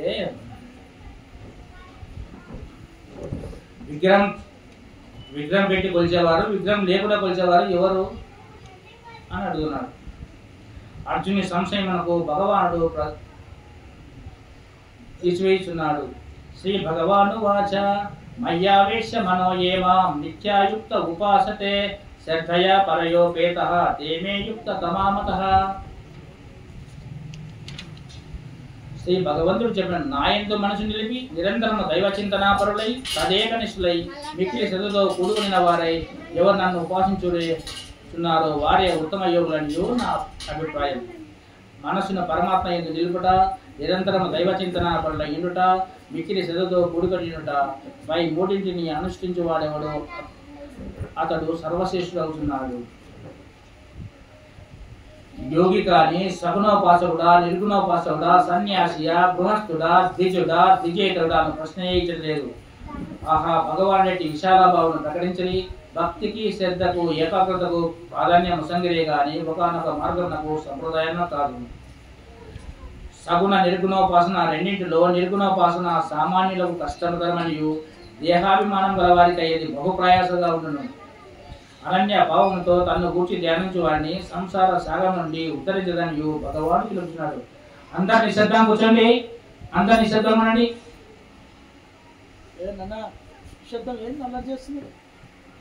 నాయందే బుద్ధిని ప్రవేశపెడుతున్నా పిమ్మట నాయందే నివసించు సందేహం లేదు. ఒకవేళ ఆ ప్రకారముగా మనసును నాయందు స్థిరముగా నిలపడం నీకు శక్తి లేనిచో అతడి అభ్యాస యోగం చే నన్ను పొందుటకు ప్రయత్నింపుము. అభ్యాసం చేయటకు చేతగానుంటే దైవ కార్యములను, ధర్మ కార్యములను, పరహిత కార్యములను నిష్కామముతో ఆచరింపవలేను. ఎవడు సంతోషింపడో, శోకమును పొందడో, ఎవడు శుభ అశుభులను వదిలినవాడో అట్టి భక్తుడు నా కృష్ణుడు. శత్రువునందును, మిత్రుని ఎందును, మానవ ఎందును, శీతోష్ణ సుఖదుఖములందును సముగా ఉండువాడును, మౌనంతో ఉండువాడును, నిశ్చయము బుద్ధి గలవాడును, భక్తితో గుడియుండువాడును మనుషుడు నా కృష్ణుడు. అధ్యాయాంతమున పరిస్థితిని చెప్పుచున్నాడు. ఏదు ధర్మామృతమిదం యదోక్తం పర్యుపాసతే శ్రద్ధాదానమాత్పరమా భక్తాస్తే అతివేమే ప్రియ. ఎవరైతే శ్రద్ధావంతులై నన్నే పరమగతిగా నమ్మి ఈ అమృతముగు మోక్షకారమైన ధర్మమును ఇప్పుడు చెప్పబడిన ప్రకారం అనుష్ఠించుదురో అట్టి భక్తులు నాకు ఇష్టము. 12వ అధ్యాయము సమాప్తము. 13వ అధ్యాయము క్షేత్రజ్ఞ విభాగ యోగము. క్షేత్రం అనగా శరీరము, క్షేత్రజ్ఞగా ఆత్మ. జీవుడు వాస్తవముగా క్షేత్రజ్ఞే గాని క్షేత్రము కాదు. కానీ అజ్ఞాన కారణముగా తాను క్షేత్రమును తలంచి జీవుడు దుఃఖములను అనుభవిస్తున్నాడు.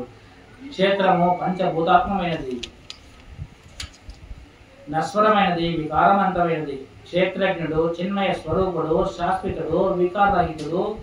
ఆ రెండింటి యొక్క స్వభావంలో వివరింపబడి కలిసి ఉన్నట్టు వారి యొక్క విభజనను గూర్చి తెలుపబడిన అధ్యాయం వచ్చి దీనికి క్షేత్రజ్ఞ విభాగంలో పేరు వచ్చినది. అర్జున ఉవాచ ప్రకృతిం పురుషం చైవ క్షేత్రం క్షేత్రజ్ఞం ఏవ చ యతద్వేతితుమిచ్ఛామి జ్ఞానం జ్ఞేయం చ కేశవ. అర్జునుడు చెప్పాడు, ఓ కృష్ణ, ప్రకృతిని, పురుషుణ్ణి, క్షేత్రమును, క్షేత్రజ్ఞును, జ్ఞానమును, జ్ఞేయమును, వీటి అన్నిటిని గురించి నేను తెలుసుకోగలుగుతున్నాను. అర్జుని ప్రశ్నను పురస్కరించుకొని భగవానుడు అడిగిన 6 విషయములను విపులముగా సమాధానం చెబుతున్నారు. శ్రీ భగవానువాచ ఇదం శరీరం కౌంత్యేయ క్షేత్రమిథ్యాభిధీయతే యతద్యో వేదితం ప్రాహు క్షేత్రజ్ఞ ఇది తద్వితః. శ్రీ భగవానుడు పలికెను, ఓ కౌంత్యేయ, ఈ శరీరమును క్షేత్రమని పేర్కొందురు. ఈ క్షేత్రము గురించి ఎరిగిన వానికి క్షేత్రజ్ఞుడు అనే తత్వం తెలిసిన జ్ఞానులు తెలుపుడు. సమస్త క్షేత్రములను నన్ను క్షేత్రంగా కూడా ఎరుగుము. క్షేత్రంలో గురించిన జ్ఞానం ఏది కలదో అది వాస్తవ జ్ఞానం అని నా అభిప్రాయం.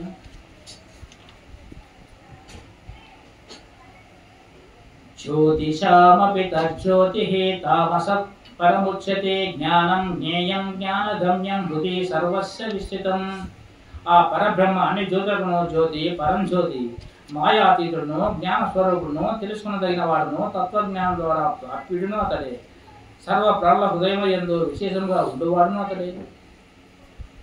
ఇంతదనక జ్ఞాన జ్ఞేయమును గురించి తెలిపి ఇక ప్రకృతి పురుషులను వర్ణించుతున్నాడు. ప్రకృతిం పురుషం చైవ విఖ్యానాది ఉభావపి వికారాంశ గుణాం చైవ విద్ధి ప్రకృతి సంభవాం. ప్రకృతి పురుషుడు అను ఈ రెండును అనాదిన సనాతనమైనవనియు రాగద్వేష వికారములకు గుణాత్మకములైన పదార్థములన్నీ ప్రకృతి నుండి ఉత్పన్నమైనయు ఎరుగును. ఈ దేహమందు పురుషుడు సాక్షాత్ పరమాత్మ ఏనియు తెలుసుకునవలెను. సమస్త పదార్థములు క్షేత్రంలో సంయమనే కలుగుతున్నవనియు చెప్పుచున్నారు. క్షేత్రం గురించిన పరిజ్ఞానం గల వారికి కలుగు ఫలితమును ఈ అధ్యాయమున ముగించున్నాడు. క్షేత్రజ్ఞయోరేవం అంతరం జ్ఞానచక్షుష భూత ప్రకృతి మోక్షం చ ఏ విధవియాంతి తే పరం. ఎవడు జ్ఞాన దృష్టి చేత ఈ ప్రకారముగా క్షేత్రముల యొక్క భేదమును, భూతములకు సంబంధించిన ప్రకృతి నుండి విముక్తిని కలగజే ఉపాయమును తెలుసుకుని వారు మోక్షమును పొందుతున్నారు. 13వ అధ్యాయము సమాప్తము. అధ్యాయము గుణత్రయ విభాగ యోగము. సత్వ రజస్తమస్సులను 3 గుణములు, వాని స్వభావములు, అవి జీవుని ఏ ప్రకారంగా బంధించినది, ఒక్కొక్క జీవుని అధికంగా ఉన్నప్పుడు అది ఏ లక్షణాలు కలిగి ఉన్నది, ఆయా గుణములను ఆశ్రయించుట వలన జీవనకు ఏ ఫలితంలో కలుగున్నది, ఆ గుణములన్నింటినీ దాటివేసినది గుణాతీతులకు జీవన్ముక్తుడి ప్రకారముగా ఉంటున్నది. ఈ మున్న విషయములన్నీ విశదముగా నిరూపించబడిన అధ్యాయములచే దీనికి గుణత్రయ విభాగ యోగము పేరు వచ్చింది. శ్రీ భగవానువాచ పరం భూయః ప్రవక్ష్యామి జ్ఞానానాం జ్ఞానముత్తమం యజ్ఞాత్వా మునయః సర్వే పరాం సిద్ధి మితో గతః. శ్రీ భగవానుడు పలికెను, జ్ఞానములో అత్యుత్తమైన పరమజ్ఞానమును నీకు మరలా తెలుపబోచున్నాను. ఆ పరమజ్ఞానం తెలుసుకున్న మునులు సంసార బంధం నుండి విముక్తులై పరమసిద్ధిని పొందిరి. ఈ జ్ఞానం ఆశ్రయించి జనులు నాతో నైక్యం నొందిన వారై సృష్టికాలమున జన్మింపరు. ప్రకృతి పురుషుల వలనే ఈ జగత్తంతయు అభివృద్ధిస్తున్నదని తెలుగు. అర్జున, సమస్త జాతులందును ఏ శరీరం ఉద్భవించున్నవో వానికి మూల ప్రకృతి మాయే మాతృస్థానము, నేను బీజం నుంచున్నది తండ్రిని. ఓ అర్జున, ప్రకృతి వలన పుట్టిన సత్వ రజస్తమో గుణములు 3ను నాశ్రయుడైన ఆత్మను దేహం నందు బంధించున్నవి. ద్రష్ట అయిన వాడు గుణమయందు వర్తించున్నవనియు త్రిగుణములు తప్ప వేరుగా కర్త లేరనియు తెలుసుకొని త్రిగుణములకు అతీతముగా ఉన్న సచ్చిదానంద ఘన పరమాత్మ స్వరూపమైన నా తత్వమును తెలుసుకుని అప్పుడు అతడు నా స్వరూపునే పొందును. అర్జున ఉవాచ त्रैरिङ्गैत्रीन् गुणानेतान् अतितो भवति प्रभो किमाचारः कथं चैतान् त्रीन् गुणान् वर्तते. అర్జునుడు అడిగాను, ఓ ప్రభు, ఈ మూడు గుణములకును అతిథులైన వారి లక్షణాలేవి? అతని లోక వ్యవహార తీరు ఎట్లుండును? మనుషుడు త్రిగుణాతీతుడగుటకు ఉపాయమేమి? అర్జుని ప్రశ్న విని భగవానుడు గుణాతీతుని లక్షణములను వివరముగా చెప్పుచున్నాడు. శ్రీ భగవాను వాచ ప్రకాశం చ ప్రవృత్తిం చ మోహమేవ చ పాండవ నద్వేష్టి సంప్రవృత్తాని నివృత్తాని కాంక్షతే. శ్రీ భగవానుడు పలికిన, ఓ పాండవ, సత్వగుణ కార్యరూపమైన ప్రకాశము, రజోగుణ కార్యరూపమైన ప్రవృత్తి, తమోగుణ కార్యరూపమైన మోహము తమంతలో తామే ఏర్పడినప్పుడు త్రిగుణాతీతుడు ద్వేషింపడు, అనగా వాటిని గూర్చి విచారపడు. అట్లే అవి తొలగిపోయినప్పుడు వాటికి కాంక్షింపడు, అనగా ఎల్లప్పుడూ ఒకే స్థితిలో ఉండును. త్రిగుణాతీతుడు స్వస్వరూపమునందే నిరంతరం స్థిరయును, సుఖ దుఃఖములను సమానముగా భావించును. మట్టి, బంగారము, రాయి మొదలగు ఇవి సమభావంతో కలిగి ఉండును. అతడే ధీరుడు, అయి జ్ఞాని. ప్రియాప్రియములకు కానీ నిందాస్తులకు కానీ తొనగడు, అనగా రెండింటి ఎందునో సమస్థితిలోనే ఉండును. మానవుల ఎందునో, మిత్రుల ఎందునో, శత్రుల ఎందునో సమభావంతో ప్రవర్తించేవాడును, విద్యుక్త కర్మలను ఆచరించు కర్తృత్వాభిమానం లేనివాడును త్రిగుణాతీతుడు అనబడును. అనన్య నిర్మలమైన భక్తి యోగం ద్వారా నన్నే నిరంతరం భజించేవాడును, ఈ మూడు గుణములను పూర్తిగా అత్యులైన వాడును ఒక పురుషుడు సచ్చిదానంద ఘన పరబ్రహ్మ ప్రాప్తి అడుగుడుతున్నాడు. తాను సాక్షాత్ పరబ్రహ్మ ఏమియో శ్రీకృష్ణమూర్తి తెలుపుచున్నాడు. బ్రాహ్మణో హి ప్రతిష్టాహం అమృతస్య వేసచ శాశ్వతస్య ధర్మస్య సుఖైశ్రైకాంతికస్య చ.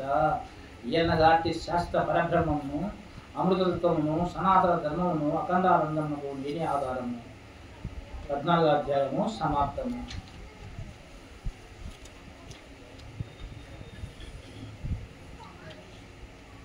పదవ అధ్యాయము పురుషోత్తమ ప్రాప్తి యోగము.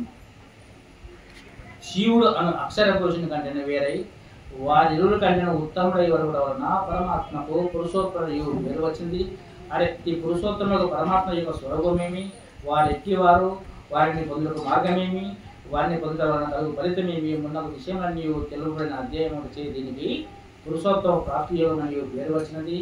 ఈ అధ్యాయ నామంలో 4 పదాలున్నవి. పురుష ఉత్తమ ప్రాప్తి యోగము అని. వ్యక్తి దేహమంతా వ్యాపించుండే పరమాత్మే పురుషుడు. సమష్టి చరాచర ప్రపంచాన్ని యావత్తు ఆవరించి వ్యాపించి పోషిస్తుండేవాడే పురుషోత్తముడు. అందుకు ఉపాయం అతన్ని పొందడం ప్రాప్తి.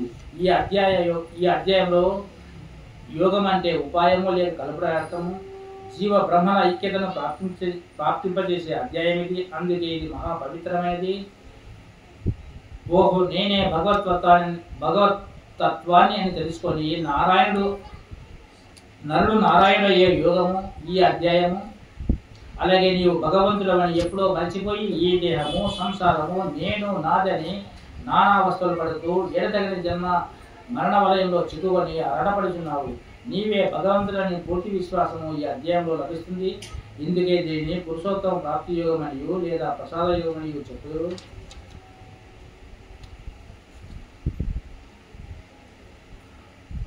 ఊర్ధ్వమూల భగశాకం అశ్వత్థం ప్రాహురవ్యయం చందాంసి యస్య పర్ణాని యస్తం వేదస వేదవిత్. ఆది పురుషుడైన పరమేశ్వరుడే మూలముగా, బ్రహ్మయే ముఖ్య శాఖ, వేదములే వర్ణము గల ఈ సంసార రూప అశ్వత్థ వృక్షము అసహితమైనది.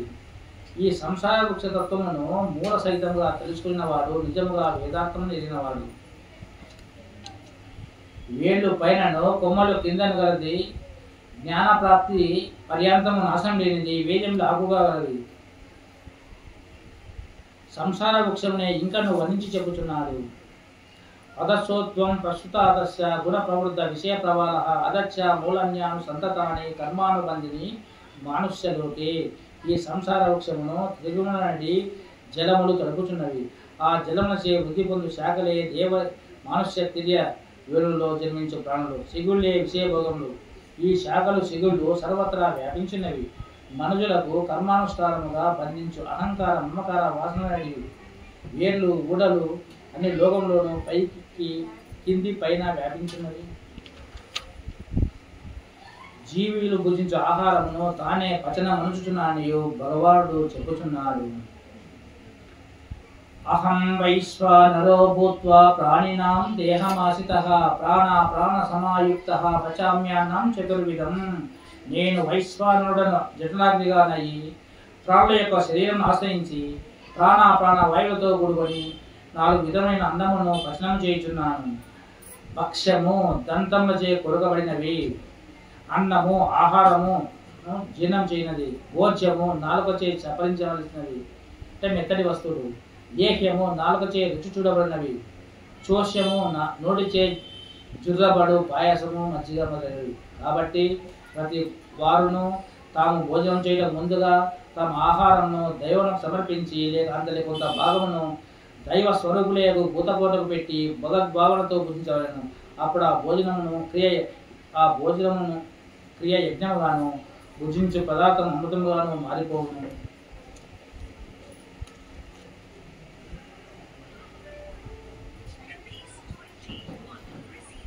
అధ్యాయ అంతం యొక్క పరిస్థితిని చెప్పుచున్నాడు. ఇది తమం శాస్త్రం ఇదముక్తం మయానగా ఏతద్బుద్ధ్యా బుద్ధిమాంశ కుత కృత్యస్య భారత. ఓ పుణ్యపురుష అర్జున, అత్యంతము గోప్యమైన ఈ శాస్త్రము ఈ విధముగా నీకు తెలిపిని. దీని తత్వం తెలుసుకొని మనుషులు జ్ఞాని అయి కృతార్థులు కాగలడు. 10వ అధ్యాయము సమాప్తము. దైవాసుర సంపద్ విభాగ యోగము. సంపద అనగా ఐశ్వర్యము, దైవ సంపద అనగా దైవీకరణకు సద్గుణముల యొక్క సంపత్తి, దైవ సంబంధమైన గుణరాశి, భగవంతుని దూరంగా చేసివేసినట్టు దుశ్శీలము. ఈ అధ్యాయం నందు శ్రీకృష్ణ పరమాత్మ దైవ గుణములను అసుర గుణము గురించి రెండింటిని గురించి విపులముగా తెలియజేసి ఇయనగా రెండింటిని తెలుసుకున్నచో సాధకుడు తన హృదయమును బాగుగా పరిశోధించుకుని దైవ గుణం లేనిచో సంపాదించడమును, ఉన్నచో ఇంకను అభివృద్ధి పరచడమును, అష్టగుణములు లేనిచో పారదోలును అవకాశం ఉంది. కావున రెండింటిని తెలుసుకొని ఉండవలను. ఈ ప్రకారముగా అధ్యాత్మ క్షేత్రమున సర్వులకును ఉపయోగంగా ఉండటై భగవానుడు ఆ సద్గుణ దుర్గుణ రెండింటిని అంటే దైవ అసుర సంపద రెండింటిని చక్కగా విభజించి తెలిపిన అధ్యాయములు చే దీనికి దైవ అసుర సంపద విభాగ యోగం పేరు వచ్చినది.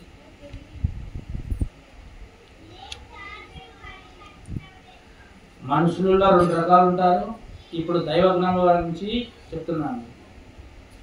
శ్రీ భగవాను వాచ అభయం సత్వ సంశుద్ధి జ్ఞానాయోగ వ్యవస్థితి దానం దమచ్చ యజ్ఞచ్చ స్వాధ్యాయ స్తప అర్జవం అహింసా సత్యం అక్రోధః త్యాగః శాంతిరపైశునం దయా భూతేస్వ లోలుప్తం మార్దవం హీర చాపలం.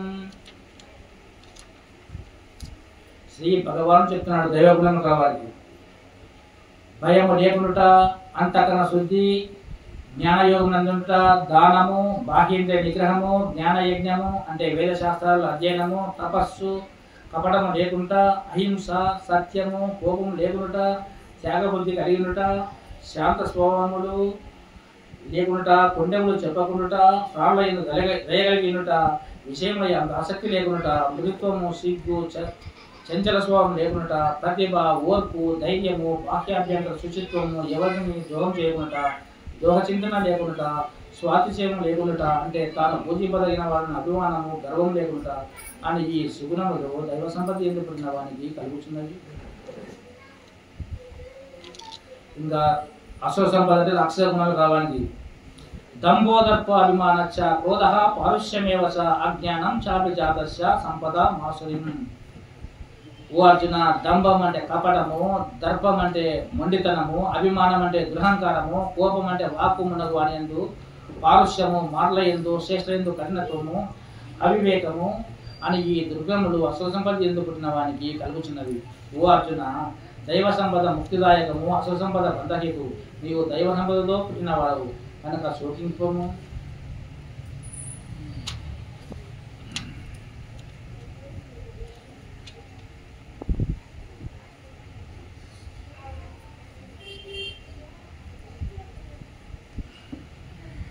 అసుర స్వభావం గల వారి యొక్క లక్షణం చెప్పి ఇక 2 శ్లోకముల ద్వారా వారు పొందు ఘోర దుర్గతిని వివరించుచున్నాడు. తానాహం ద్విషదః క్రూరాన్ సంసారేషు నరాధమాన్ క్షిప్యమ్యాచస్రమశుభాన్ అసురీస్వేవ యోనిషు. అట్లు ఇతరుల అట్లు ఇతరులను ద్వేషించుచు పాపాత్మలను క్రూరులైన నరదాములు మాటి మాటిని ఈ సంసారమందు అసురీయంలోనే నేను పడవేయుదును. అసురీం యోని మాపన్న మూఢ జన్మాని జన్మని మామ ప్రాప్యేవ కౌంతేయ తతో ఎంతమాం గతిం. ఓ అర్జున, అసురీ ప్రకృతి గల మూఢులు నన్ను పొందగయే ప్రతి జన్మ ఎందును అసురీ యోనినే పొందు చివరకు అంతకంటేను హీనమైన గతిని పొందుదురు, అనగా ఘోరమైన నరకంలో ఎందును పడుదురు. నరక బాధ నుండి తప్పించుకుని ఉపాయమును సెలవిచ్చుచున్నాడు. త్రివిధం నరకస్యేదం ద్వారం నాశనమాత్మనః కామః క్రోధస్తథా లోభః తస్మాదేతత్రయం త్యజేత్. కామ క్రోధ లోభములు అను ఈ మూడును నరక ద్వారములు. అవి ఆత్మ నాశనమునకు కారణములు, అనగా మనుషుని అధోగతి పాలు చేయనివి కనుక ఆ మూడింటిని త్యజించవలెను. ఓ అర్జున, ఈ మూడు నరక ద్వారం నుండి బయటపడిన వాడు శుభకర్మని ఆచరించును, అందువలన పరంగతిని పొందును, అనగా నన్నే పొందును. శాస్త్ర విధిని త్యజించి యథేచ్ఛగా ప్రవర్తించువాడు సిద్ధిని పొందజాలడు. వానికి ఇహపరలోక సుఖములు లభింపవు, పరమగతియు ప్రాప్తించదు. కాబట్టి శాస్త్రోక్త పద్ధతిని అనుసరించి కార్యములను ఆశించులాగున అర్జునకు శ్రీకృష్ణ పరమాత్మ బోధించున్నాడు. అందరి శ్రద్ధమునండి. తస్మాత్ శాస్త్రం ప్రమాణం తే కార్యకార్య వ్యవస్థితో జ్ఞాత్వా శాస్త్ర విధానోక్తం కర్మ కర్తుమిహర్వసి. కావున చేయదగినదియో చేయరానిదియో నిర్ణయించినప్పుడు నీకు శాస్త్రమే ప్రమాణమై ఉన్నది. శాస్త్రమందు చెప్పిన దాన్ని తెలుసుకొని దాన్ని అనుసరించి నీవు ప్రపంచమున కర్మము చేయును. 16వ అధ్యాయము సమాప్తము.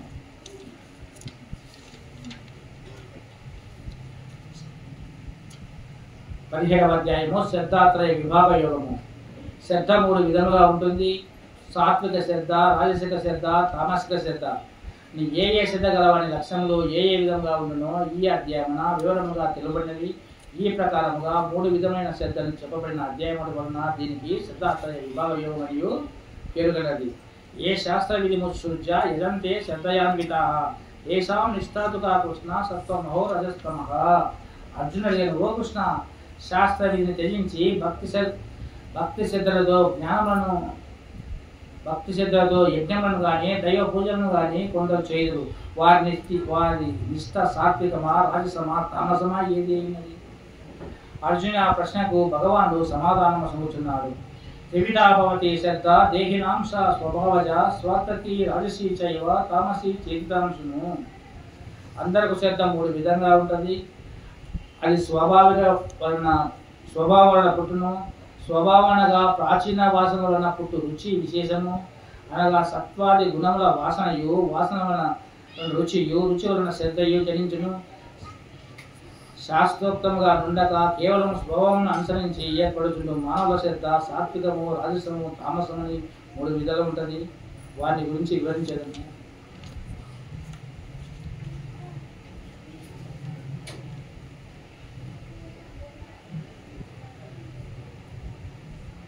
దేవద్విజగురు ప్రాజ్ఞ పూజనం చౌచమార్జవం బ్రహ్మచర్య మహింసాస శరీరం తపవుచ్యతే. దేవతలను, బ్రాహ్మణులను, గురువులను సేవించుట, పవిత్రత, నిరాడంబరత్వము, బ్రహ్మచర్యము, అహింస అన్నవి శారీరక తపస్సులను. పరులకు నొప్పి కలగజేయనదియో, సత్యమైనదియో, ప్రియములను కలగజేయనదియో వాక్కు, వేదాదుల అధ్యయనము ఉన్నవి వాచిక తపస్సుని చెబుదురు. మనఃప్రసన్నత, శాంత స్వభావము, భగవత్ చింతన, మనోనిగ్రహము, అంతఃకరణ శుద్ధి మొదలైనవి ఎన్ని మానసిక తపస్సులు. పూర్వోక్తమైన శారీరక, వాచిక, మానసిక తపస్సులను ఫలాకాంక్ష లేని వారు లేని యోగులు మిక్కిలి శ్రద్ధతో అనుసరించినప్పుడు వాటిని సాత్విక తపస్సులు. సత్కారమాన పూజాదుల కొరకై దంభముతో చేయబడు రాజస తపస్సు అనబడును. మూర్ఖము పట్టుదలతో తన శరీరమును బాధ పెట్టుకున్నట ద్వారా గాని ఇతరులను నాశనం మనచోలని ఉద్దేశంతో గాని చేయబడే తపస్సు తామసిక తపస్సు అనబడును. ఇక ఇప్పుడు దానముల గురించి చెప్పదలించి మొట్టమొదట సాత్విక దానం గురించి చెప్పుచున్నాడు. దాతవ్యమితి యద్దానం దీయతే అనుపకారణే దేశకాలే చ పాత్రే చ తద్దానం సాత్వికం సుతం. దానం చేయుటయే కర్తవ్యం అను భావముతో తగిన ప్రదేశములందును, దుర్భిక్షాది కాలములందును, ఆకలి దప్పులతో బాధపడేవారు, అంగవైకల్యం కలవారు, రోగులు, మొదలగు వారిని బ్రాహ్మణులు, పండితులు, బ్రహ్మచారులు, వానప్రస్థులు మొదలగు వాతులైన వారికి ప్రతి ఉపకారం ఆశింపగా నిస్వార్థ భావంతో చేయబడు దానమును సాత్విక దానము అనబడును.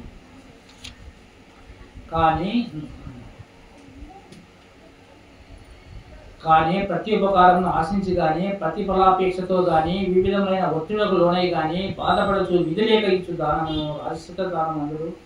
దానమునకు తగని దేశ కాలములందును పాత్రలు కాని వాడబడను సత్కార శూన్యములను అమర్యాదతోనూ ఇవ్వబడు దానము తామస దానం అని చెప్పబడును. బ్రహ్మము యొక్క నామముల గురించి 5 శ్లోకముల ద్వారా తెలియజేయుచున్నాడు. ఓం తస్సదితి శ్రీకేశు బ్రాహ్మణ స్థితః స్మృతః బ్రాహ్మణస్తేన వేదచ్చ యజ్ఞచ్చ విహితః పురః. ఓం తత్సత్ అని 3 విధమైన పేర్లు సచ్చిదానంద ఘన పరబ్రహ్మను నిర్దేశించబడినవి. ఆ పరమాత్మ నుండి ఏ సృష్టి ఆది యందు బ్రాహ్మణులు, వేదములు, యజ్ఞం ఏర్పడుచున్నది. ఓం తత్సత్ అని ఆ పరబ్రహ్మకు 3 విధములైన పేర్లు కలవు. అనగా ప్రపంచంలో భగవంతుడు ఒక్కడే సత్యమైనది, నిత్యమైనది, మిగతా జగత్తంతా అసత్యమని భావించగలను. వేదవేత్తలు తాము ఆచరించు యజ్ఞ దాన తపక్రియలను మొదట ఎల్లప్పుడూ ఓంకారమును ఉచ్చరించి పిమ్మట ఆయా క్రియలను చేయుదురు. మోక్షకాంక్ష గల వారు స్వలాభాపేక్ష దేశమాత్రమైనది లేకుండా లోకహితార్థమై యజ్ఞదాన తపశ్చర్యను ఎంతయో పరమాత్మది అన్న భావంతో తత్తను నామమును ఉచ్చరించి చేయుదురు. ఓ పార్థ, సత్తను పరమాత్మ నామము సత్య భావమునందును శ్రేష్ఠ భావమునందును అనగా పరమాత్ముడు నిత్యుడు శ్రేష్ఠులను భావమునందును ప్రయోగింపబడుదురు. ఉత్తమ కర్మాచరణందును సత్తను అను శబ్దము ప్రయుక్తమవుతున్నది. యజ్ఞమునందును తపస్సునందును దానములందును నిష్ఠ కూడా సత్ అని చెప్పబడుతున్నది. మరియు భగవద్గీతార్థమైన బ్రహ్మోద్దేశమైన కర్మలు కూడా సత్ అని పిలువబడుతున్నది.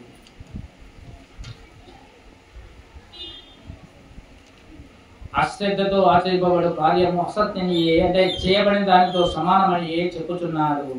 అశ్రద్ధయా హృతం దత్తం తపస్తతం కృతం చేయత్ అసదిత్యుచ్యతే పాత నచాత ప్రేత్యనో యః.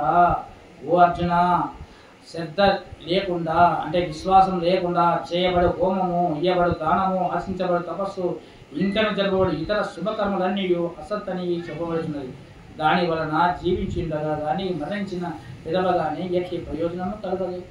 ఓం తస్తదితి శ్రీమద్భగవద్గీత సుపనిషత్ బ్రహ్మ విద్యాయాం యోగశాస్త్రే శ్రీకృష్ణార్జున సంవాదే శ్రద్ధాత్రయ విభాగ యోగో నామ 7వ అధ్యాయ 17వ అధ్యాయము సమాప్తం.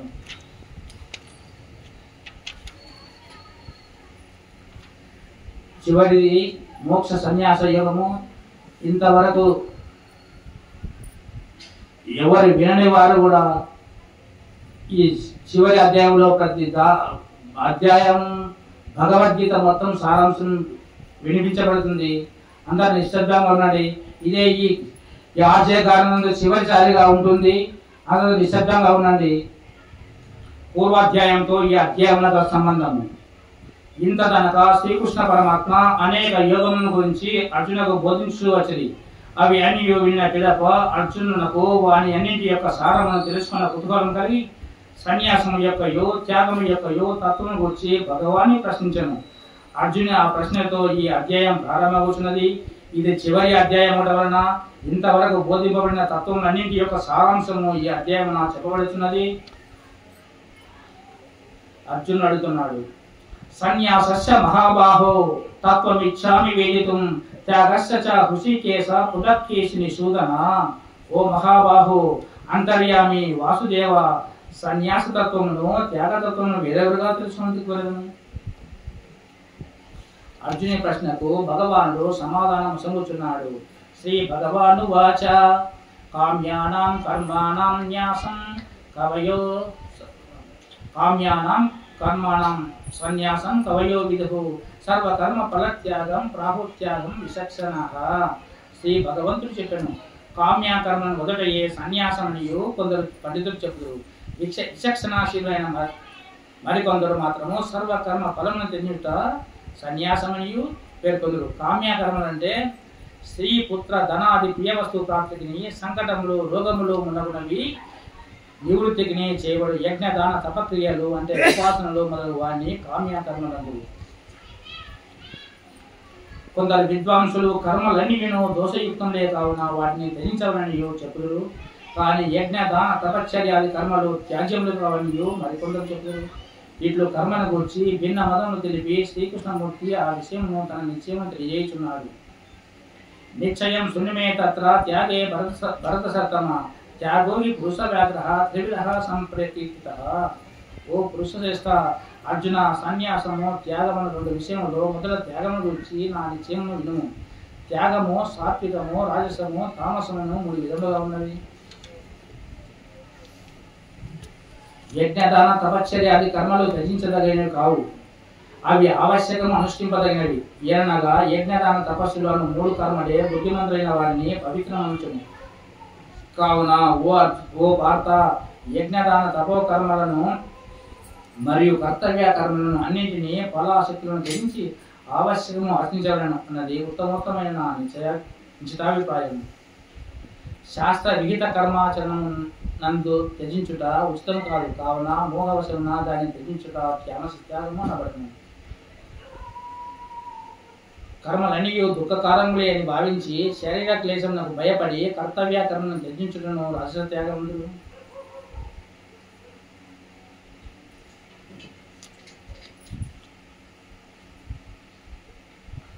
అట్టి పరమేశ్వరుని తన స్వాభావిక కర్మల ద్వారా పూజించి మానవుడు పరమసిద్ధిని పొందుచున్నాడు. పరమేశ్వరుడే తనకు సర్వస్వమని భావించుచు ఆయన ఆజ్ఞానుసారము మనోవాక్యముల ద్వారా పరమేశ్వరుని కొరకే స్వాభావిక కర్తవ్య కర్మను ఆచరించుట కర్మల ద్వారా పరమేశ్వరుని పూజించుట. ఎవరివైనా ప్రాణులకు ఉత్పత్తి మొదలగు ప్రవృత్తి కలుగుచున్నదో, ఎవరి చేత ఈ సమస్త ప్రపంచము వ్యాపించబడినదో వారికి మనుషుడు స్వకీయ కర్మచే ఆరాధించి జ్ఞానయోగ్యతారూప సిద్ధిని పొందుచున్నాడు. శ్రేయాన్ స్వధర్మో విఘ్నః పరధర్మ స్వనుష్ఠితాత్ స్వభావ నియతం కర్మ కుర్వన్నాప్నోతి కిల్బిషం. బావుగా ఆచరింపబడిన పరధర్మం కంటేనో గుణరహితమైనను స్వధర్మాచరణము శ్రేష్టమైనది. స్వభావం అనుసరించి కర్మను ఆచరించే మనుషులకు ఎట్టి పాపమును ఏమాత్రం అందునే అంటావు.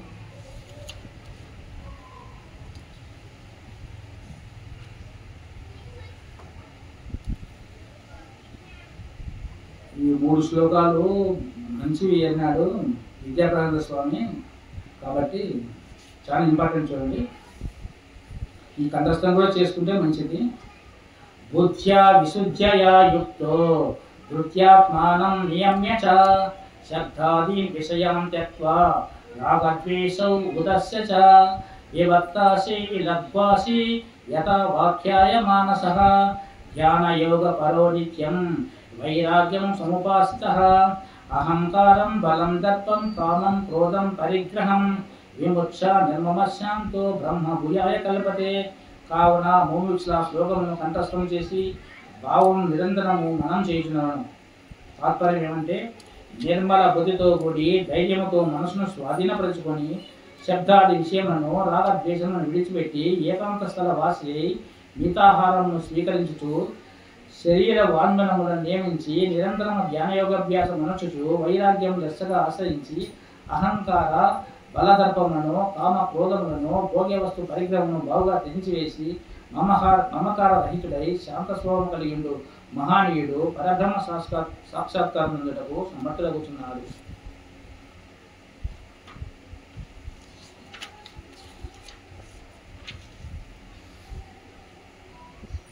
తాను చెప్పదలించిన పరమరహస్య బోధను భగవానుడు చెప్పుచున్నాడు. మన్మనాభవ మద్భక్తో మధ్యాసి మాం నమస్కురు మమే వైశ్య సత్యం తే ప్రతిజానో ప్రియోసిమే. ఓ అర్జున, నీవు నా యందు మనస్సును నిలుము, నా భక్తులకము నన్నే సేవింపుము, నాకు ప్రణమిలుము. ఇట్లు చేయడం వలన నన్నే పొందగలవు. ఇది ప్రతిజ్ఞాపూర్వకముగా నేను చెప్పుచున్నాను. గీతా సారము శరమ శ్లోకమును చెప్పుచున్నాడు. సర్వధర్మాన్ పరిత్యజ్య మామేకం శరణం వచ అహం తా సర్వపాపేభ్యో మోక్ష ఇచ్చామి మార్షః. సమస్త ధర్మమును విడిచిపెట్టి నన్ను ఒక్కని మాత్రం శరణుబంధుము, నేను సమస్త పాప నుండి నేను విముక్తిగా చేసేదను. భక్తి లేని వానికి కానీ భగవద్వాక్యంపై విశ్వాసం లేని వానికి కానీ ఈ గీతాశాస్త్రమును ఉపదేశించరాని తెలుపుచున్నాడు. ఇదం తే నాతపస్కాయ నభక్తాయ కదాచన నచ అస్పృశ్యవే వాచ్యం నచమాం యో అభ్యసూయాతి. నీకు బోధింపబడిన ఈ గీతాశాస్త్రము తపస్సు లేని వానికి కానీ, భక్తులు కాని వానికి కానీ, వీళ్ళకి ఇష్టం లేని వానికి కానీ, నన్ను దూషించు వానికి కానీ ఎన్నడూ చెప్పదగినది కాదు.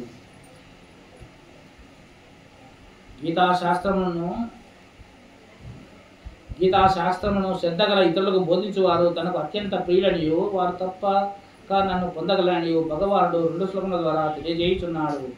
యా యమం పరమం గుహ్యం మద్భక్త్యేశాభిదాస్యతి భక్తిమై పరాం కృత్వా మమే వైశ్యత్య సంశయః. ఎవడు అతి రహస్యమైన ఈ గీతాశాస్త్రమును నా భక్తులకు చెప్పును అట్టివాడు నా యందు భక్తి కలవాడై సంశయరహితుడై నన్నే పొందగలడు. నచా తస్మన్ మనుష్యేషు కచ్చిన్మే ప్రియకుత్తమః భవితా నసమే తస్మాత్ అన్యః ప్రియతరో భువి. మనుషులు అట్టి వాని కంటే నాకు మిక్కిలి ప్రియమనర్చు వాడు ఎవడనూ లేడు, మరియు అతని కంటే నాకు మిక్కిలి ఇష్టడైన వాడు ఈ భూలోకములో మరెవడు కలగబోడు. ఈ గీతాశాస్త్రమును అధ్యయనం చేయవాడు కూడా జ్ఞానయజ్ఞం చేసినట్లేనియు వచించుతున్నాడు. అధ్యేష్యతే చయా ఇమం ధర్మం సంవాద భావయహో జ్ఞానయజ్ఞేన తేనాహం ఇష్టస్యామితి మే మతి. ఎవడు ధర్మయుక్తమైన మన ఇరువురి సంభాషణను అధ్యయనం చేయును అట్టి వాని జ్ఞానయజ్ఞం చేత నేను ఆరాధింపబడిన వాడు నగునయు నా నిశ్చయం. కాబట్టి భగవద్గీత చదివే వాళ్ళకు కూడా పుణ్యం ఉంటుంది. ఓ పార్త, ఈ గీతాశాస్త్రం ఏ మనుషుడు శ్రద్ధతో కూడిన వాడును అసూయ లేని వాడున ఈ గీతాగ్రంథం వినును అట్టివాడు గొప్ప పుణ్యలోకం పొందును. వింటే కూడా పుణ్యం వస్తుందంట. ఓ పార్త, ఈ గీతాశాస్త్రం నువ్వు ఏకాగ్ర చిత్తంతో వింటేవా? ఓ ధనుంజయ, అజ్ఞాననిజమైన నీ ముఖం పూర్తిగా నశించిందా? అర్జున ఉవాచ నష్టో మోహ స్మృతిర్లబ్ధ తత్ప్రసాదాన్మయాచ్యుత స్థితోస్మి గత సందేహ కలిసే వచనం తవ.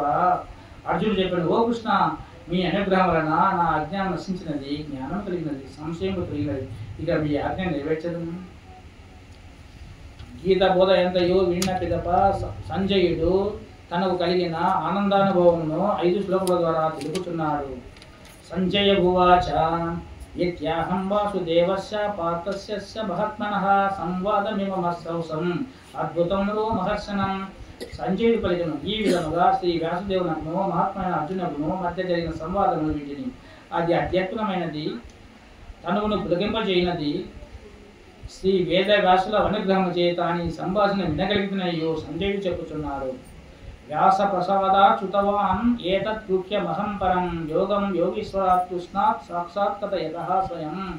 వేద వ్యాసుని కృప వలన దివ్యదృష్టిని పొందిన వాడనై పరమ గోప్యమైన ఈ గీతము అంటే ఈ యోగమును యోగీశ్వరైన శ్రీకృష్ణ భగవానుడు స్వయముగా అర్జునకు చెప్పుచుండగా నేను ప్రత్యక్షముగా వింటిని.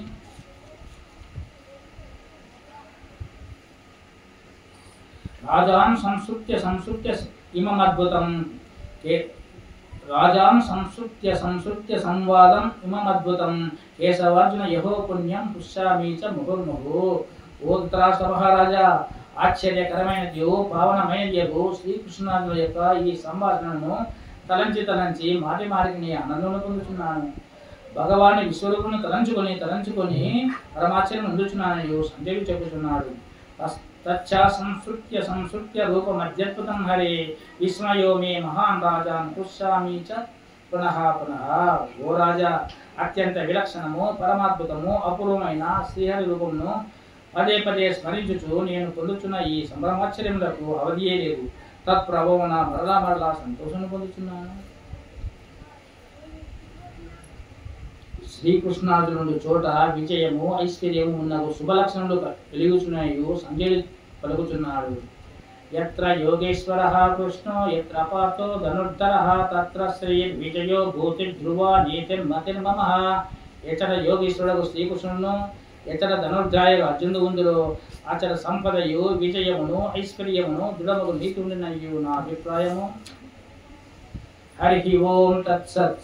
ఇది శ్రీమన్మహాభారతే శతసహస్రికాయాం సంహితాయాం వయాసిక్యాం శ్రీమద్భీష్మపర్వణి శ్రీమద్భగవద్గీతోపనిషత్సు బ్రహ్మ విద్యాయాం యోగశాస్త్రే శ్రీకృష్ణార్జున సంవాదే మోక్ష సన్యాస యోగో నామ 8వ అధ్యాయః. 18వ అధ్యాయము సంపూర్ణము. హరి ఓం తత్సత్. ఓం శాంతి శాంతి శాంతి. సర్వం శ్రీకృష్ణార్పణమస్తు.